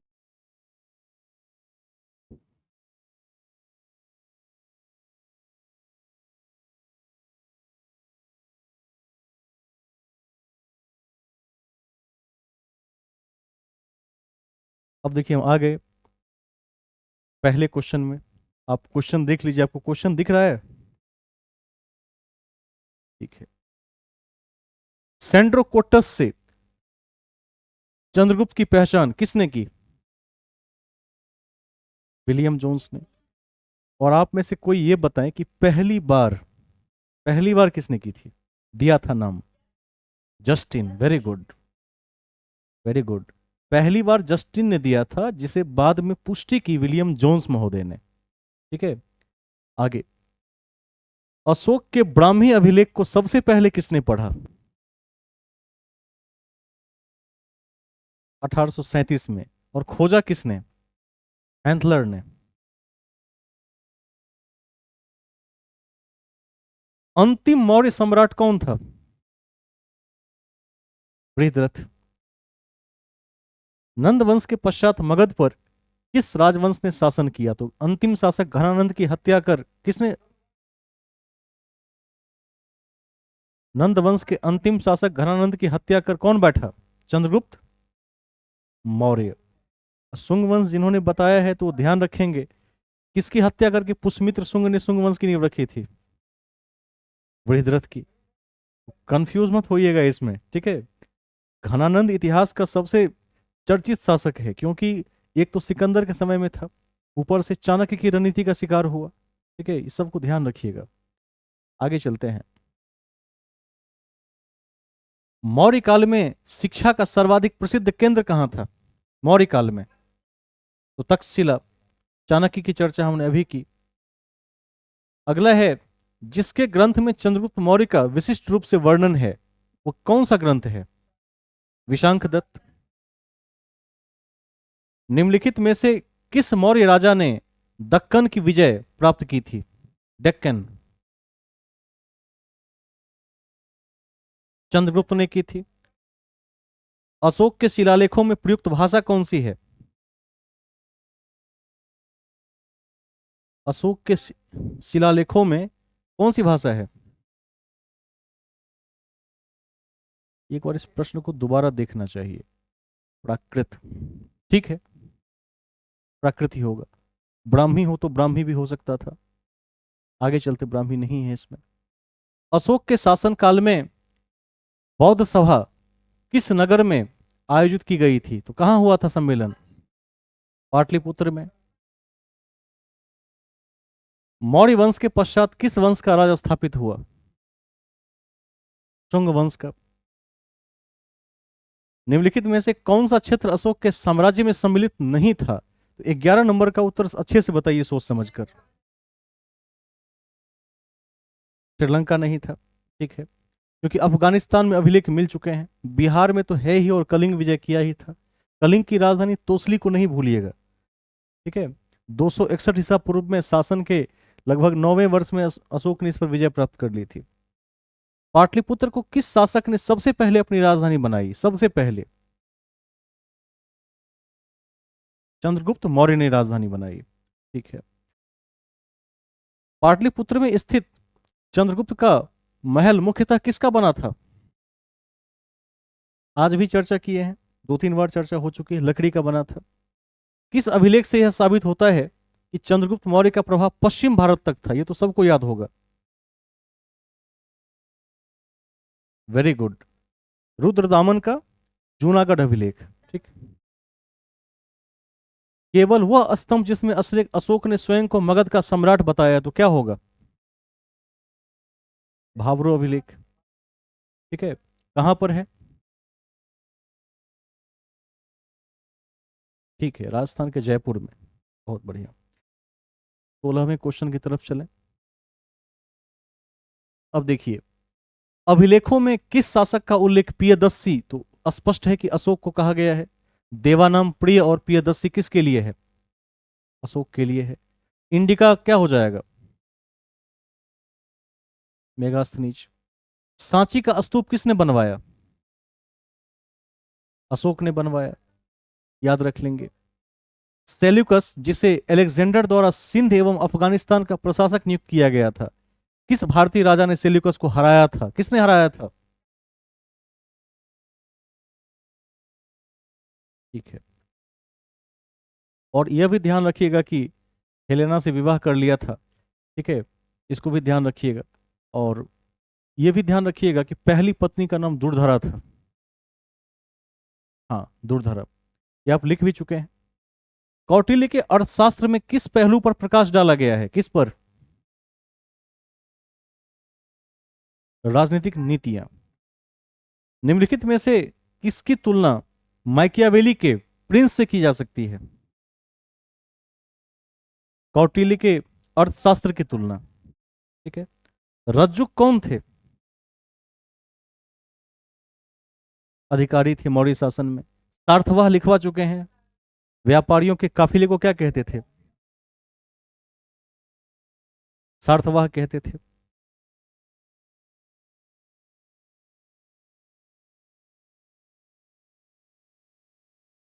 अगला क्वेश्चन, सारनाथ के स्तंभ का निर्माण किसने करवाया था? अशोक। ठीक है, ये तो लिख चुके हैं हम कि वहीं से भारत का राष्ट्रीय चिन्ह भी लिया गया है। ठीक है।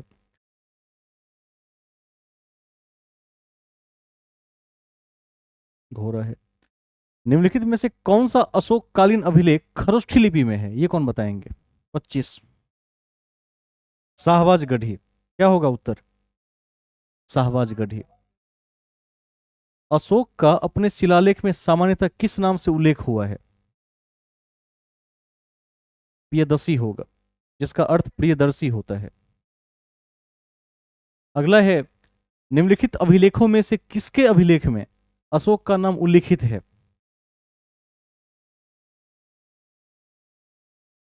मस्की का लघु शिलालेख। Very good. 4 अभिलेख मैंने आप सभी को पढ़ाए थे जिसमें अशोक का नाम अशोक मिलता है, उसमें एक मस्की भी है। ठीक है। एक नेट्टूर या नेल्लोर याद रख लीजिएगा, उडगोलन याद रख लीजिएगा। ठीक है। और एक कौन सा है? ब्रह्मगिरी। वेरी गुड, इसको भी याद रखिएगा। अगला है, अशोक का रुमिंदेय स्तंभ।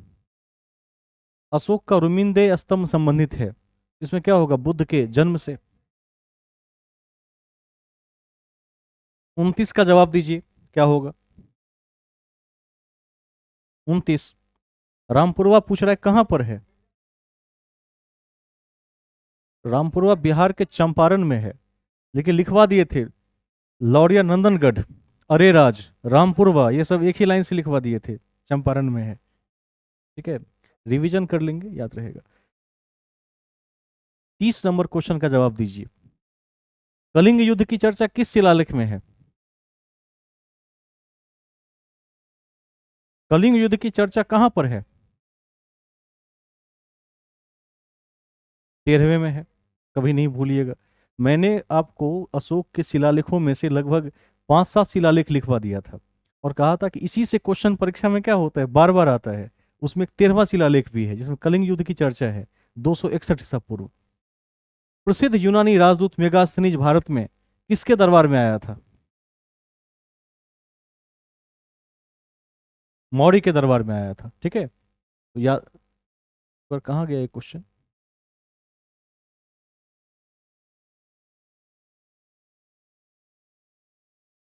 थर्टी वन, हाँ। प्रसिद्ध यूनानी राजदूत मेगास्थनीज भारत में किसके दरबार में आया था? किसके दरबार में आया था? आगे चलते हैं।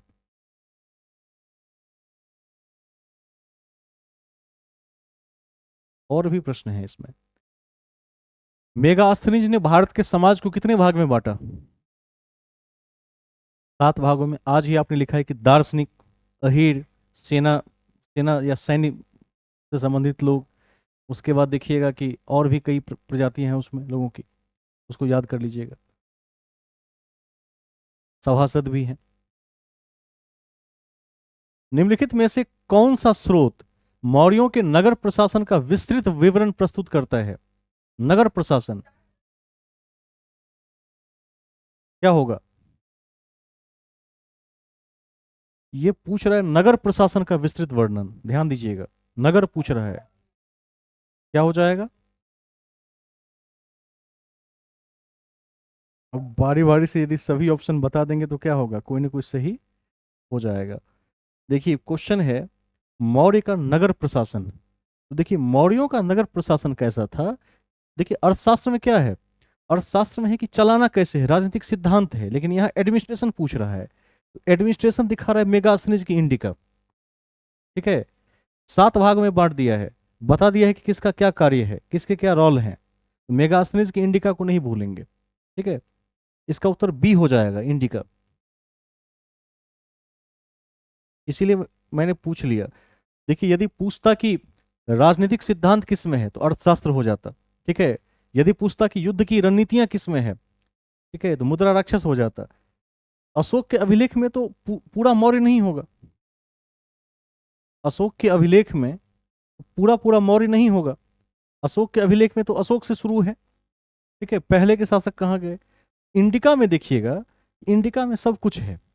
समाज के 7 वर्ग हैं, राजमहल की बनावट लकड़ी की है, एक एक चीज की चर्चा है उसके अंदर में, देख लीजिएगा। भाग एवं बलि क्या थे, राजस्व के मुख्य स्रोत थे। सीता भूमि अभी लिखवाए हैं, क्या था, राजकीय भूमि, जो सरकारी भूमि था। और सीता अध्यक्ष क्या वसूलता था, कृषि कर। ठीक है, अगला क्वेश्चन है, निम्नलिखित में से किस स्रोत में उल्लेखित है कि प्राचीन भारत में दास्ता नहीं थी, जो किसने बताया है, इंडिका। मुद्रा राक्षस कैसे हो जाएगा, अभी चर्चा किए थे। इंडिका में मेगास्थनीज ने कहा है कि भारत में दास प्रथा प्राचीन भारत में नहीं थी, बाद में तो दिखती भी है थोड़ी बहुत। जब हम देखिएगा, कुतुबुद्दीन ऐबक, जो ये मोहम्मद गोरी का गुलाम था, दास था, तो वहां से दिखने लगी है, लेकिन प्राचीन भारत में नहीं दिखती है। और भी दास हैं, अलाउद्दीन खिलजी, 1000 दिनारी, कभी नहीं भूलिएगा। उसके बाद मिलता है मुगल कालों में आकर या फिर सल्तनत युग में आकर, लेकिन प्राचीन भारत में नहीं मिलता है। आगे है, सूची 1 को 2 से मिलाइए। अब देखिए, वो नाम है, इसका क्या होगा, बी नंबर। चंद्रगुप्त को क्या कहा गया, चंद्रगुप्त, चंद्रगुप्त सेंड्रोकोटस। बिंदुसार को एमिट्रोचेट्स, अमित्रघात। और चाणक्य विष्णुगुप्त।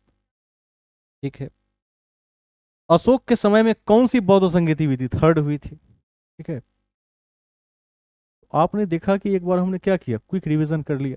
क्विक रिवीजन करने से ये होता है कि जो तथ्य आपने पढ़े उसका एक लाइव टेस्ट हो जाता है, तत्काल में कितना याद है। जब हम ओपन टेस्ट लेंगे जिसमें सभी विषयों का समावेशन होगा, तो वहां फिर अलग तरह से कार्य होगा। आप लोगों का डेटा बचा है कि खत्म हो गया, ये बता दीजिए। या 15 मिनट और पढ़ने की स्थिति में है। ठीक है, G7 आप लोगों को बताकर, चूंकि आज के बाद कक्षा 2 दिवस बंद रहेगी, क्योंकि दिल्ली में 5 तारीख को चुनाव है और कल ही हमें निकलना होगा, और स्टेशन जाना पड़ेगा, क्योंकि वहाँ सारी व्यवस्था होती है रुकने की, इत्यादि इत्यादि। तो मैं 2 दिन फिर व्यस्त रहूंगा, फिर अगली कक्षा 6 तारीख से होगी लगातार। तो इसीलिए आज मैं चाहता हूँ कि G7 पढ़ लें, ताकि अगली कक्षा में जब आए तो मौर्योत्तर काल और साथ साथ बिहार सरकार की जो अति महत्वपूर्ण योजनाएं हैं, हम उसके विषय में चर्चा करेंगे।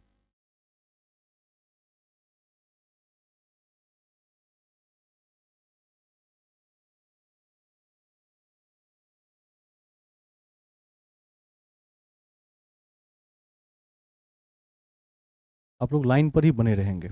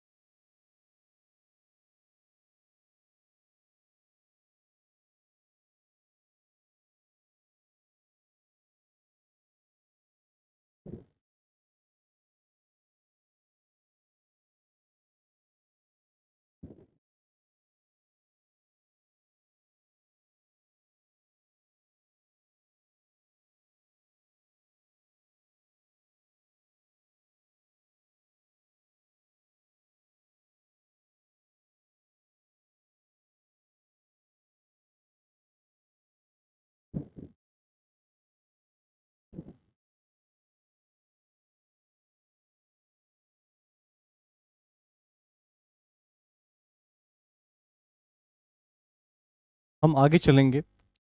हम करंट के तथ्यों में हैं और हम 2024 में जो कुछ महत्वपूर्ण तथ्य मुझे मिलते चले हैं, जो हम शायद मिसलेनियस में उसको देख सकते हैं, ऐसे तथ्यों को हम और 10-15 मिनट देख लेंगे।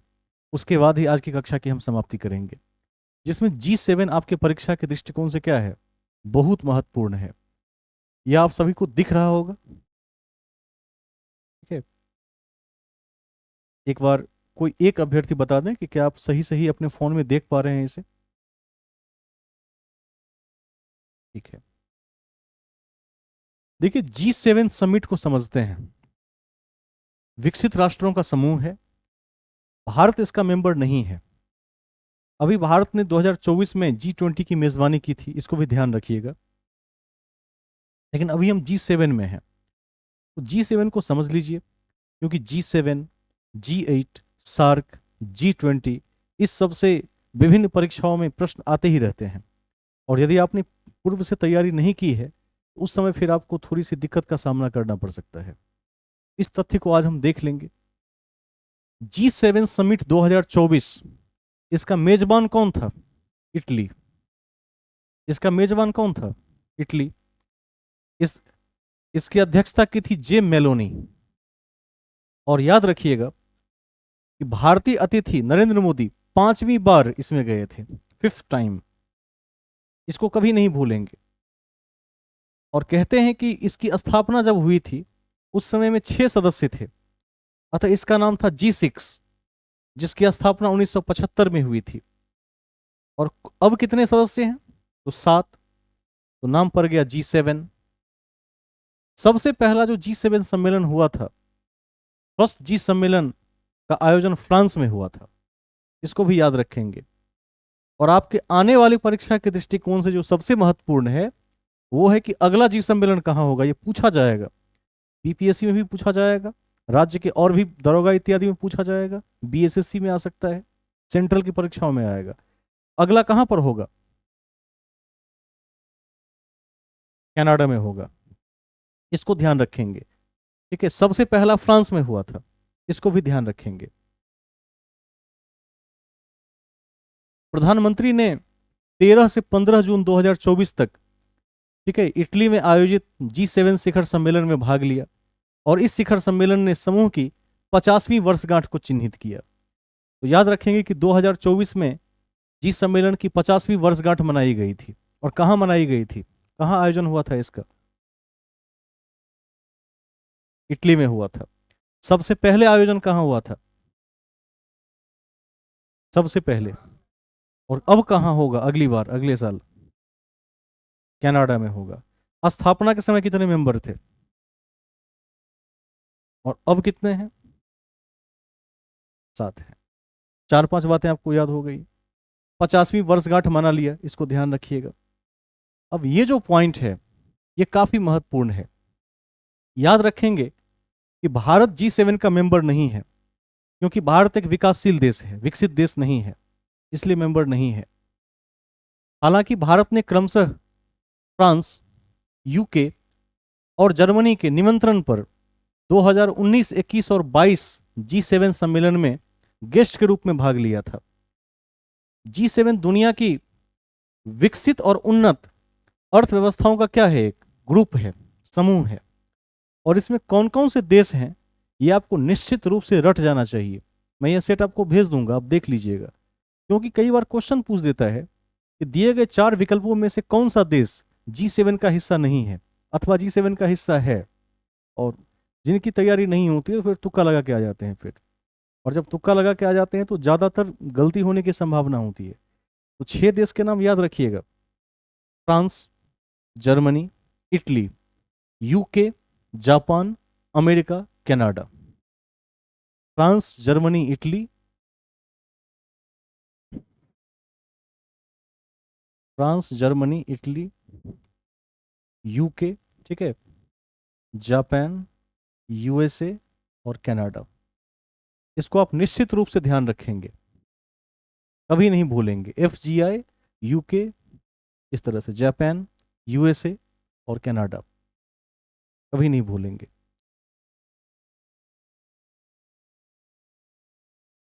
आगे चलते हैं।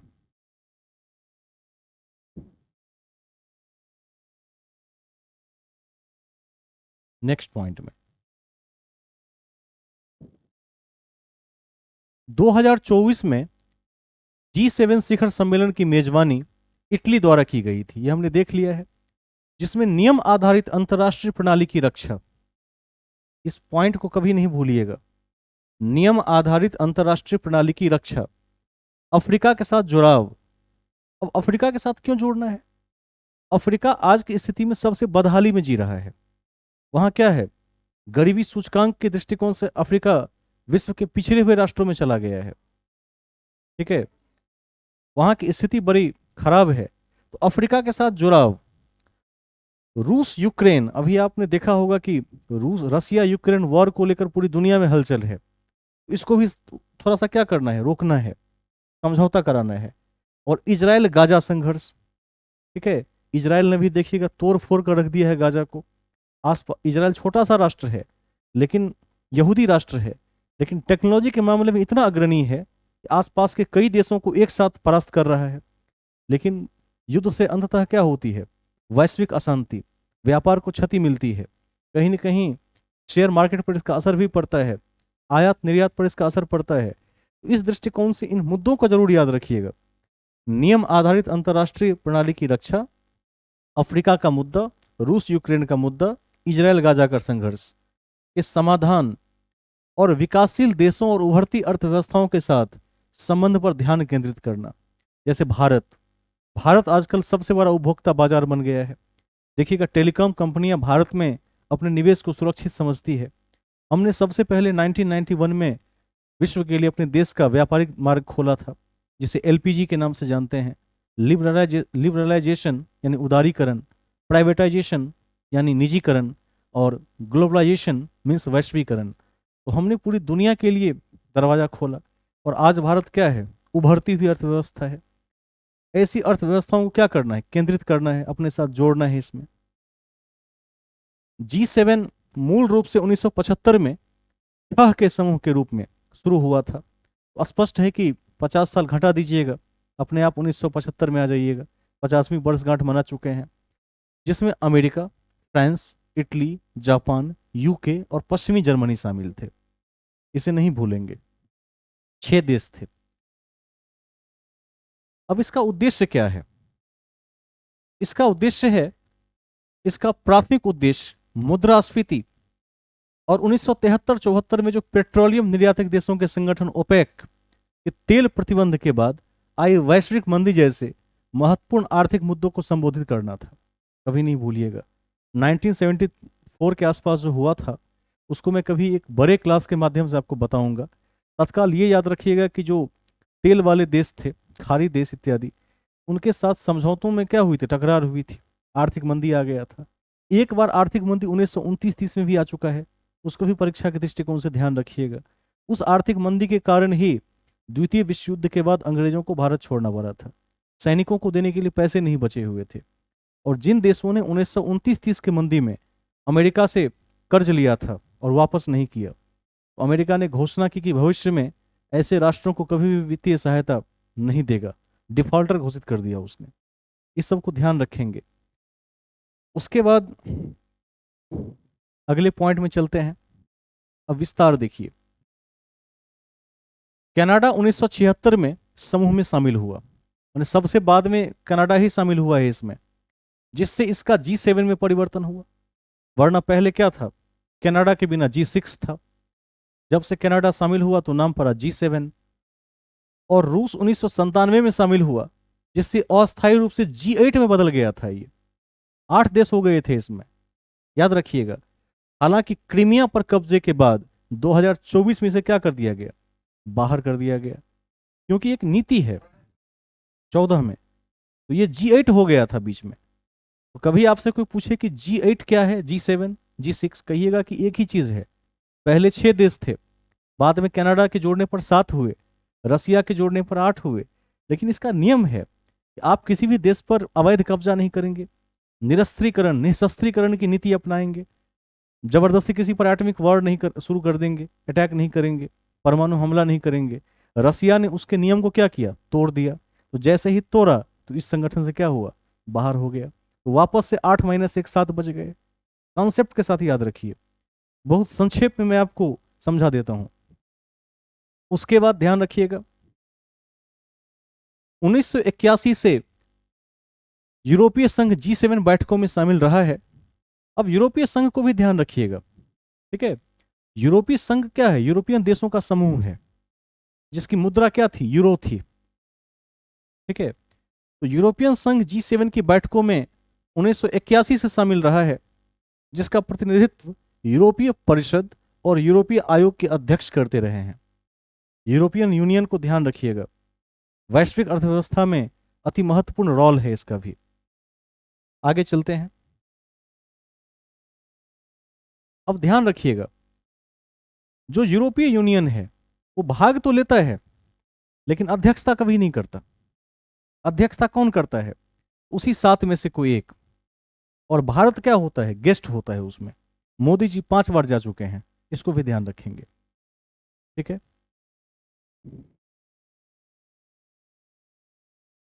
आगे चलते हैं। 2024 शिखर सम्मेलन जो हुआ था, उसके लिए इटली का एजेंडा क्या था, कहां हुआ था, ये इटली में ही हुआ था। सबसे पहला कहां हुआ था, सबसे पहला फ्रांस में, और अगला कहां होगा, कनाडा में। 24 वाला इटली में हुआ था। 24 वाला कितने नंबर का था, 50वां। इसमें एजेंडा क्या था, तो 2024 में जो 50वां जी सम्मेलन हुआ, 13 से 15 जून 2024, इटली के अपुलिया में हुआ था। इटली के अपुलिया में, याद रखिएगा। और अक्टूबर 2022 में पदभार ग्रहण करने के बाद इसे यह इतालवी प्रधानमंत्री जॉर्जिया मेलोनी द्वारा, ठीक है, अंतर्राष्ट्रीय मंच पर आयोजित किया गया था। यानी मोटा मोटी याद रखिएगा कि इटली के तत्कालीन प्राइम मिनिस्टर कौन थे, जॉर्जिया मेलोनी। पूछा गया क्वेश्चन है, आउट क्वेश्चन है। आगे चलते हैं। यूक्रेन और गाजा में युद्धों के साथ साथ इटली का कहना है कि वह चाहता है कि शिखर सम्मेलन अफ्रीका और प्रवासन, आर्थिक सुरक्षा और कृत्रिम बुद्धिमत्ता AI, जिसकी चर्चा मैं रोज करता हूं 2 बार अभी, याद रखिएगा, जिस चीज की चर्चा G20 में, G7 में या ऐसे किसी बड़े मंच पर हो जाए तो फिर वो क्या हो जाता है, वैश्विक मुद्दा हो जाता है, ठीक है। और आजकल आर्टिफिशियल इंटेलिजेंस के क्षेत्र में पूरी दुनिया काम करने पर लगी है, और आने वाले 10-15 सालों में बड़े बड़े ऑर्गेनाइजेशन को AI ही संभालेगा, पूरी निष्पक्षता के साथ संभालेगा। गाड़ियां क्या होंगी, ड्राइवरलेस होंगी। आजकल भी देखिएगा कि महिंद्रा के XUV 700, स्कॉर्पियो N, जो अभी नई नई गाड़ियां लॉन्च हुई हैं, उसमें क्रूज कंट्रोल का मोड है। ये हाईवे पर जाने के बाद आप ऑटो पायलट मोड में गाड़ी को रख सकते हैं। ड्राइवर बैठा है या सो गया, फिर भी गाड़ी को यदि कंट्रोल दे दिया तो गाड़ी जिस लोकेशन का दे दिया उस लोकेशन पर जा रही है, ठीक है। लगभग 80-85 की रफ्तार तो चलती ही है बिना ड्राइवर के। तो ये क्या दिखाता है, ये दिखाता है कि आने वाले टाइम में क्या होगा, कारें स्मार्ट होंगी। कार को पता होगा कि कहाँ पार्किंग करना है, किस रफ्तार में कहाँ खुद को ड्राइव करना है, और यह भी पता रहेगा कि रेड लाइट नहीं तोड़ना है। और जो नई गाड़ियां हैं वो भी AI युक्त हैं। सीट बेल्ट नहीं लगाइएगा तो अलार्म बजने लगता है, जब तक नहीं लगाइएगा अत्याधुनिक गाड़ियां स्टार्ट ही नहीं होती। तो ये सब क्या है, AI का कमाल है। और AI केवल एक क्षेत्र में ही नहीं, शिक्षा के क्षेत्र में, शतरंज के क्षेत्र में, बैंकिंग के क्षेत्र में, IT के सेक्टर में, हर सेक्टर में AI अपना कमाल दिखा रहा है। जिसमें ChatGPT, मेटा AI, अभी डीप सीक की भी चर्चा चल रही है, और उसके साथ साथ देखिएगा कि गूगल का जेमिनी, ये सब क्या है, अव्वल है। अखबार पढ़ते रहेंगे तो कंठस्थ रहेगा पूरा, ठीक है। अब आगे चलते हैं। इन सब मुद्दों की चर्चा हुई है, AI की चर्चा हुई है, और अंतर्राष्ट्रीय सहयोग पर ध्यान केंद्रित किया गया कि पूरी दुनिया एक ग्लोबल विलेज के रूप में व्यवहार करे, एक दूसरे का साथ दें, और व्यापार में, वाणिज्य में और अन्य बिंदुओं पर भी सहयोग करें। युद्ध न करने की नीति, निःशस्त्रीकरण को अपनाने की चेष्टा की जानी चाहिए। रूस को इसीलिए निकाल दिया था 2014 में। आगे चलते हैं। अब इसका थीम क्या है, इसको भी देखिए। तो याद रखिएगा, 2024 के लिए G7 का कोई एक विशिष्ट थीम नहीं था, कई मुद्दे थे, जिसको आपने देखा है 4-5 मुद्दे थे। तो G7 शिखर सम्मेलन 2024 के लिए कोई एक विशिष्ट व्यापक थीम नहीं था। हालांकि इटली की अध्यक्षता ने कई प्रमुख क्षेत्रों पर ध्यान केंद्रित किया, जैसे आप पढ़ चुके हैं, यूक्रेन के समर्थन पर, वैश्विक सुरक्षा पर ध्यान रखिएगा, आर्थिक लचीलेपन पर आप देख चुके हैं ये सब। एक जो और मुद्दा है इसमें वो है जलवायु परिवर्तन और ऊर्जा सुरक्षा, इसको ध्यान रखिएगा। कोशिश की जा रही है पूरी दुनिया में कि जीवाश्म ईंधन के उपयोग को कम से कम किया जाए और इलेक्ट्रिक वाहनों को अथवा इलेक्ट्रिक ईंधन पर चलने वाले मशीनों को बढ़ावा दिया जाए। और भारत भी इस दिशा में कदम से कदम मिलाकर काम कर रहा है, भले ही सदस्य नहीं है लेकिन काम कर रहा है। गडकरी जी के बयानों को सुनिएगा, क्या कहा था कि आने वाले समय में पेट्रोल और डीजल की कीमतें बढ़ा दी जाएंगी और इलेक्ट्रिक वाहनों को इतना सस्ता कर दिया जाएगा कि जो यूजर हैं, जो ग्राहक हैं, उसी की तरफ आकृष्ट हो जाएंगे। और हो भी रहा है, टारगेट भी रखा गया है। इस कड़ी में टाटा टियागो सबसे अधिक चलने वाली कार है, इसको भी ध्यान रखिएगा। टाटा टियागो के बाद टाटा टिगोर इलेक्ट्रिक व्हीकल, कोई गियर नहीं है, ऑटोमेटिक कार है, इसको भी ध्यान रखिएगा। और हर सेगमेंट में गाड़ियां, फोर व्हीलर में क्या हो रही हैं, लगभग 200 किलोमीटर तक की माइलेज पर गाड़ियां आ रही हैं। बाइक में ओला ने अपनी बाइक लॉन्च कर दी है, कई कंपनियां हैं। इस तरक्की को भी देखिए कि कहाँ जा रहा है सब कुछ, क्या क्या महत्वपूर्ण है। ठीक है, आगे चलते हैं। अब है ग्लोबल साउथ साझेदारी। साउथ समझते हैं ना, ग्लोबल साउथ साझेदारी क्या है? तो विकासशील जो देश हैं दक्षिण की तरफ के, तो विकासशील देशों के साथ भी कनेक्टिविटी बढ़ाना है, क्योंकि जो विकसित हो चुके हैं वहां थोड़े ना बड़ा मार्केट चलेगा। तो जो विकासशील देश हैं वहां क्या होगा, बाजारीकरण का स्कोप है, बाजार का स्कोप है, इन्वेस्टर्स का ध्यान खींच रहा है, जिसमें भारत और चीन और आसपास के जो देश हैं ये अग्रणी हैं। ध्यान रखिएगा, ये क्षेत्र सामूहिक रूप से दुनिया के सामने आने वाली जटिल चुनौतियों और उनका समाधान करने के लिए G7 की प्रतिबद्धता को दर्शाते हैं। जाहिर सी बात है कि आज भी दुनिया में 50% से अधिक संपत्ति इन्हीं लोगों के पास है, तो निर्णयन भी इन्हीं के पास होता है, और जो निर्णय लेते हैं वो वैश्विक रूप से लेते हैं। ठीक है, अगले पॉइंट्स को देख लें। इस वर्ष शिखर सम्मेलन का फोकस स्वतंत्रता के लिए यूक्रेन की लड़ाई का समर्थन। G7 आगे लिखा है कि G7 नेताओं ने यूरोपीय संघ और अन्य अधिकार क्षेत्र में, तो याद रखिएगा यूक्रेन का मुद्दा महत्वपूर्ण रहा है। ठीक है, आजादी को लेकर आगे चलेंगे। अब यूक्रेन को कितनी सहायता मिलेगी? $50 बिलियन का वित्त पोषण मिलेगा, इसको याद रख लीजिएगा। इसमें बाइडेन प्रशासन, बाइडेन कहां के? बाइडेन रसिया। तो बाइडेन प्रशासन ने इस सप्ताह नए प्रतिबंधों और निर्यात नियंत्रण उपायों की एक व्यापक श्रृंखला जारी की, जो यूक्रेन के खिलाफ युद्ध के लिए रूस पर दबाव बढ़ाने के लिए G7 प्रतिबद्धताओं से प्रेरित है। अब मानना ही पड़ेगा, यदि कई मजबूत देश एक संगठन में है तो रूस की बात नहीं चलेगी, रूस को भी कहीं ना कहीं नरम रुख अपनाना ही पड़ेगा। और शुरू से भी ऐसा ही हुआ है। एक समय में अमेरिका का यूएन में यही रोल था, आज भी है। एक बार जो कह देता है, वीटो पावर का यूज करता है, तो कई देश मानने को प्रतिबद्ध होते हैं और मानते भी हैं, इसको भी ध्यान रखिएगा। अगला है अंतर्राष्ट्रीय शांति, सुरक्षा और समृद्धि को बढ़ावा देना। तो ये तो इसका खैर मुख्य लक्ष्य है ही, चर्चा की आवश्यकता नहीं है, बस एक बार पढ़ लेंगे खुद से, मैंने बता दिया है। आर्थिक लचीलापन और आर्थिक सुरक्षा को बढ़ावा देना, ये भी G7 का लक्ष्य है। लचीलापन आप समझ चुके हैं, ऑलरेडी समझ चुके हैं। विकासशील देशों के साथ जो अच्छी साझेदारी और निवेश है उसकी चर्चा मैं कर चुका हूं। स्वास्थ्य और खाद्य सुरक्षा को बढ़ावा देना भी क्या है, इसका एक उद्देश्य है। ठीक है, अब महिला के क्षेत्र को तो बिल्कुल ही नहीं भूल सकते। महिलाओं की आर्थिक भागीदारी को समर्थन देने के लिए बाल देखभाल में निवेश, इसको कभी नहीं भूलिएगा। आप देखिएगा कि यूनिसेफ इसके लिए युद्ध स्तर पर कार्य करता है, यूनिसेफ युद्ध स्तर पर कार्य करता है, इसको नहीं भूलेंगे।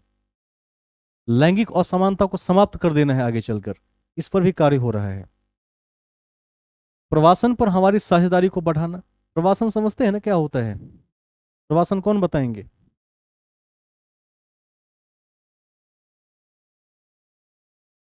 राष्ट्र से दूसरे राष्ट्र में प्रवास कर जाएं, इमिग्रेंटशिप, तो उसको भी थोड़ा सा देखना है कि भाई ऐसा क्यों हो रहा है, कितना हद तक रुक सकता है। ठीक है, आगे चलेंगे। एआई पर मैंने बता दिया है कि आर्टिफिशियल इंटेलिजेंस पर गहरा सहयोग, चूंकि एआई ही विश्व का भविष्य है। आर्टिफिशियल इंटेलिजेंस वो कर सकता है जो मनुष्य आसानी से कभी नहीं कर पाएगा, उस लेवल पर कार्य कर सकता है। तो एआई को कैसे ठीक से यूज करें, सकारात्मक कैसे यूज करें उसका, और मानव जीवन को एआई से कैसे आसान बनाया जा सकता है, इस पर जोरों से कार्य हो रहा है। जो भी एआई की दुनिया में नई खबरें आएंगी उसको आप सदैव ध्यान में रखेंगे। अब एआई सुरक्षा को बढ़ावा देना, अब ये क्या है? आप देखिएगा कि अभी काफी ज्यादा फेक चीजें बनाई जा रही हैं। जैसे ऐसे ऐसे एआईज आ गए हैं जो किसी का भी फेक वीडियो बना देते हैं, ठीक है, नकल कर लेते हैं। तो भविष्य में इसके दुरुपयोग की भी संभावना है। तो आखिर कौन सा मैकेनिज्म लगाएं कि एआई के दुरुपयोग को रोका जा सके और अधिक से अधिक इसका विभिन्न क्षेत्रों में सहयोग बढ़ा सकें, उस पर भी चर्चा हुई है। और निश्चित रूप से इन सब चीज़ों का विश्वव्यापी प्रभाव पड़ता है। तो ये सब आपके मुख्य बिंदु थे। मुझे लगता है कि समाप्त हो गया है ये सेट। ये दोनों तीनों सेट जो आज मैंने आपको पढ़ाए वो मैं सब ग्रुप तक भेज दूंगा। उम्मीद करते हैं कि आज की कक्षा आपको ठीक से समझ में आई होगी। कक्षा थोड़ी लंबी हो गई है, जिनका छूट गया है, डेटा खत्म हो गया है, वो वापस जाकर यूट्यूब पर जाकर कल देख लेंगे 8 बजे से। अभी 2 दिवस कक्षा नहीं होगी केवल, उसके बाद फिर 6 तारीख की संध्या से कक्षा लेने का मैं प्रयास करूंगा। इन्हीं शब्दों के साथ मैं कक्षा के समाप्ति की घोषणा करता हूँ। सभी को शुभ रात्रि और सभी का धन्यवाद।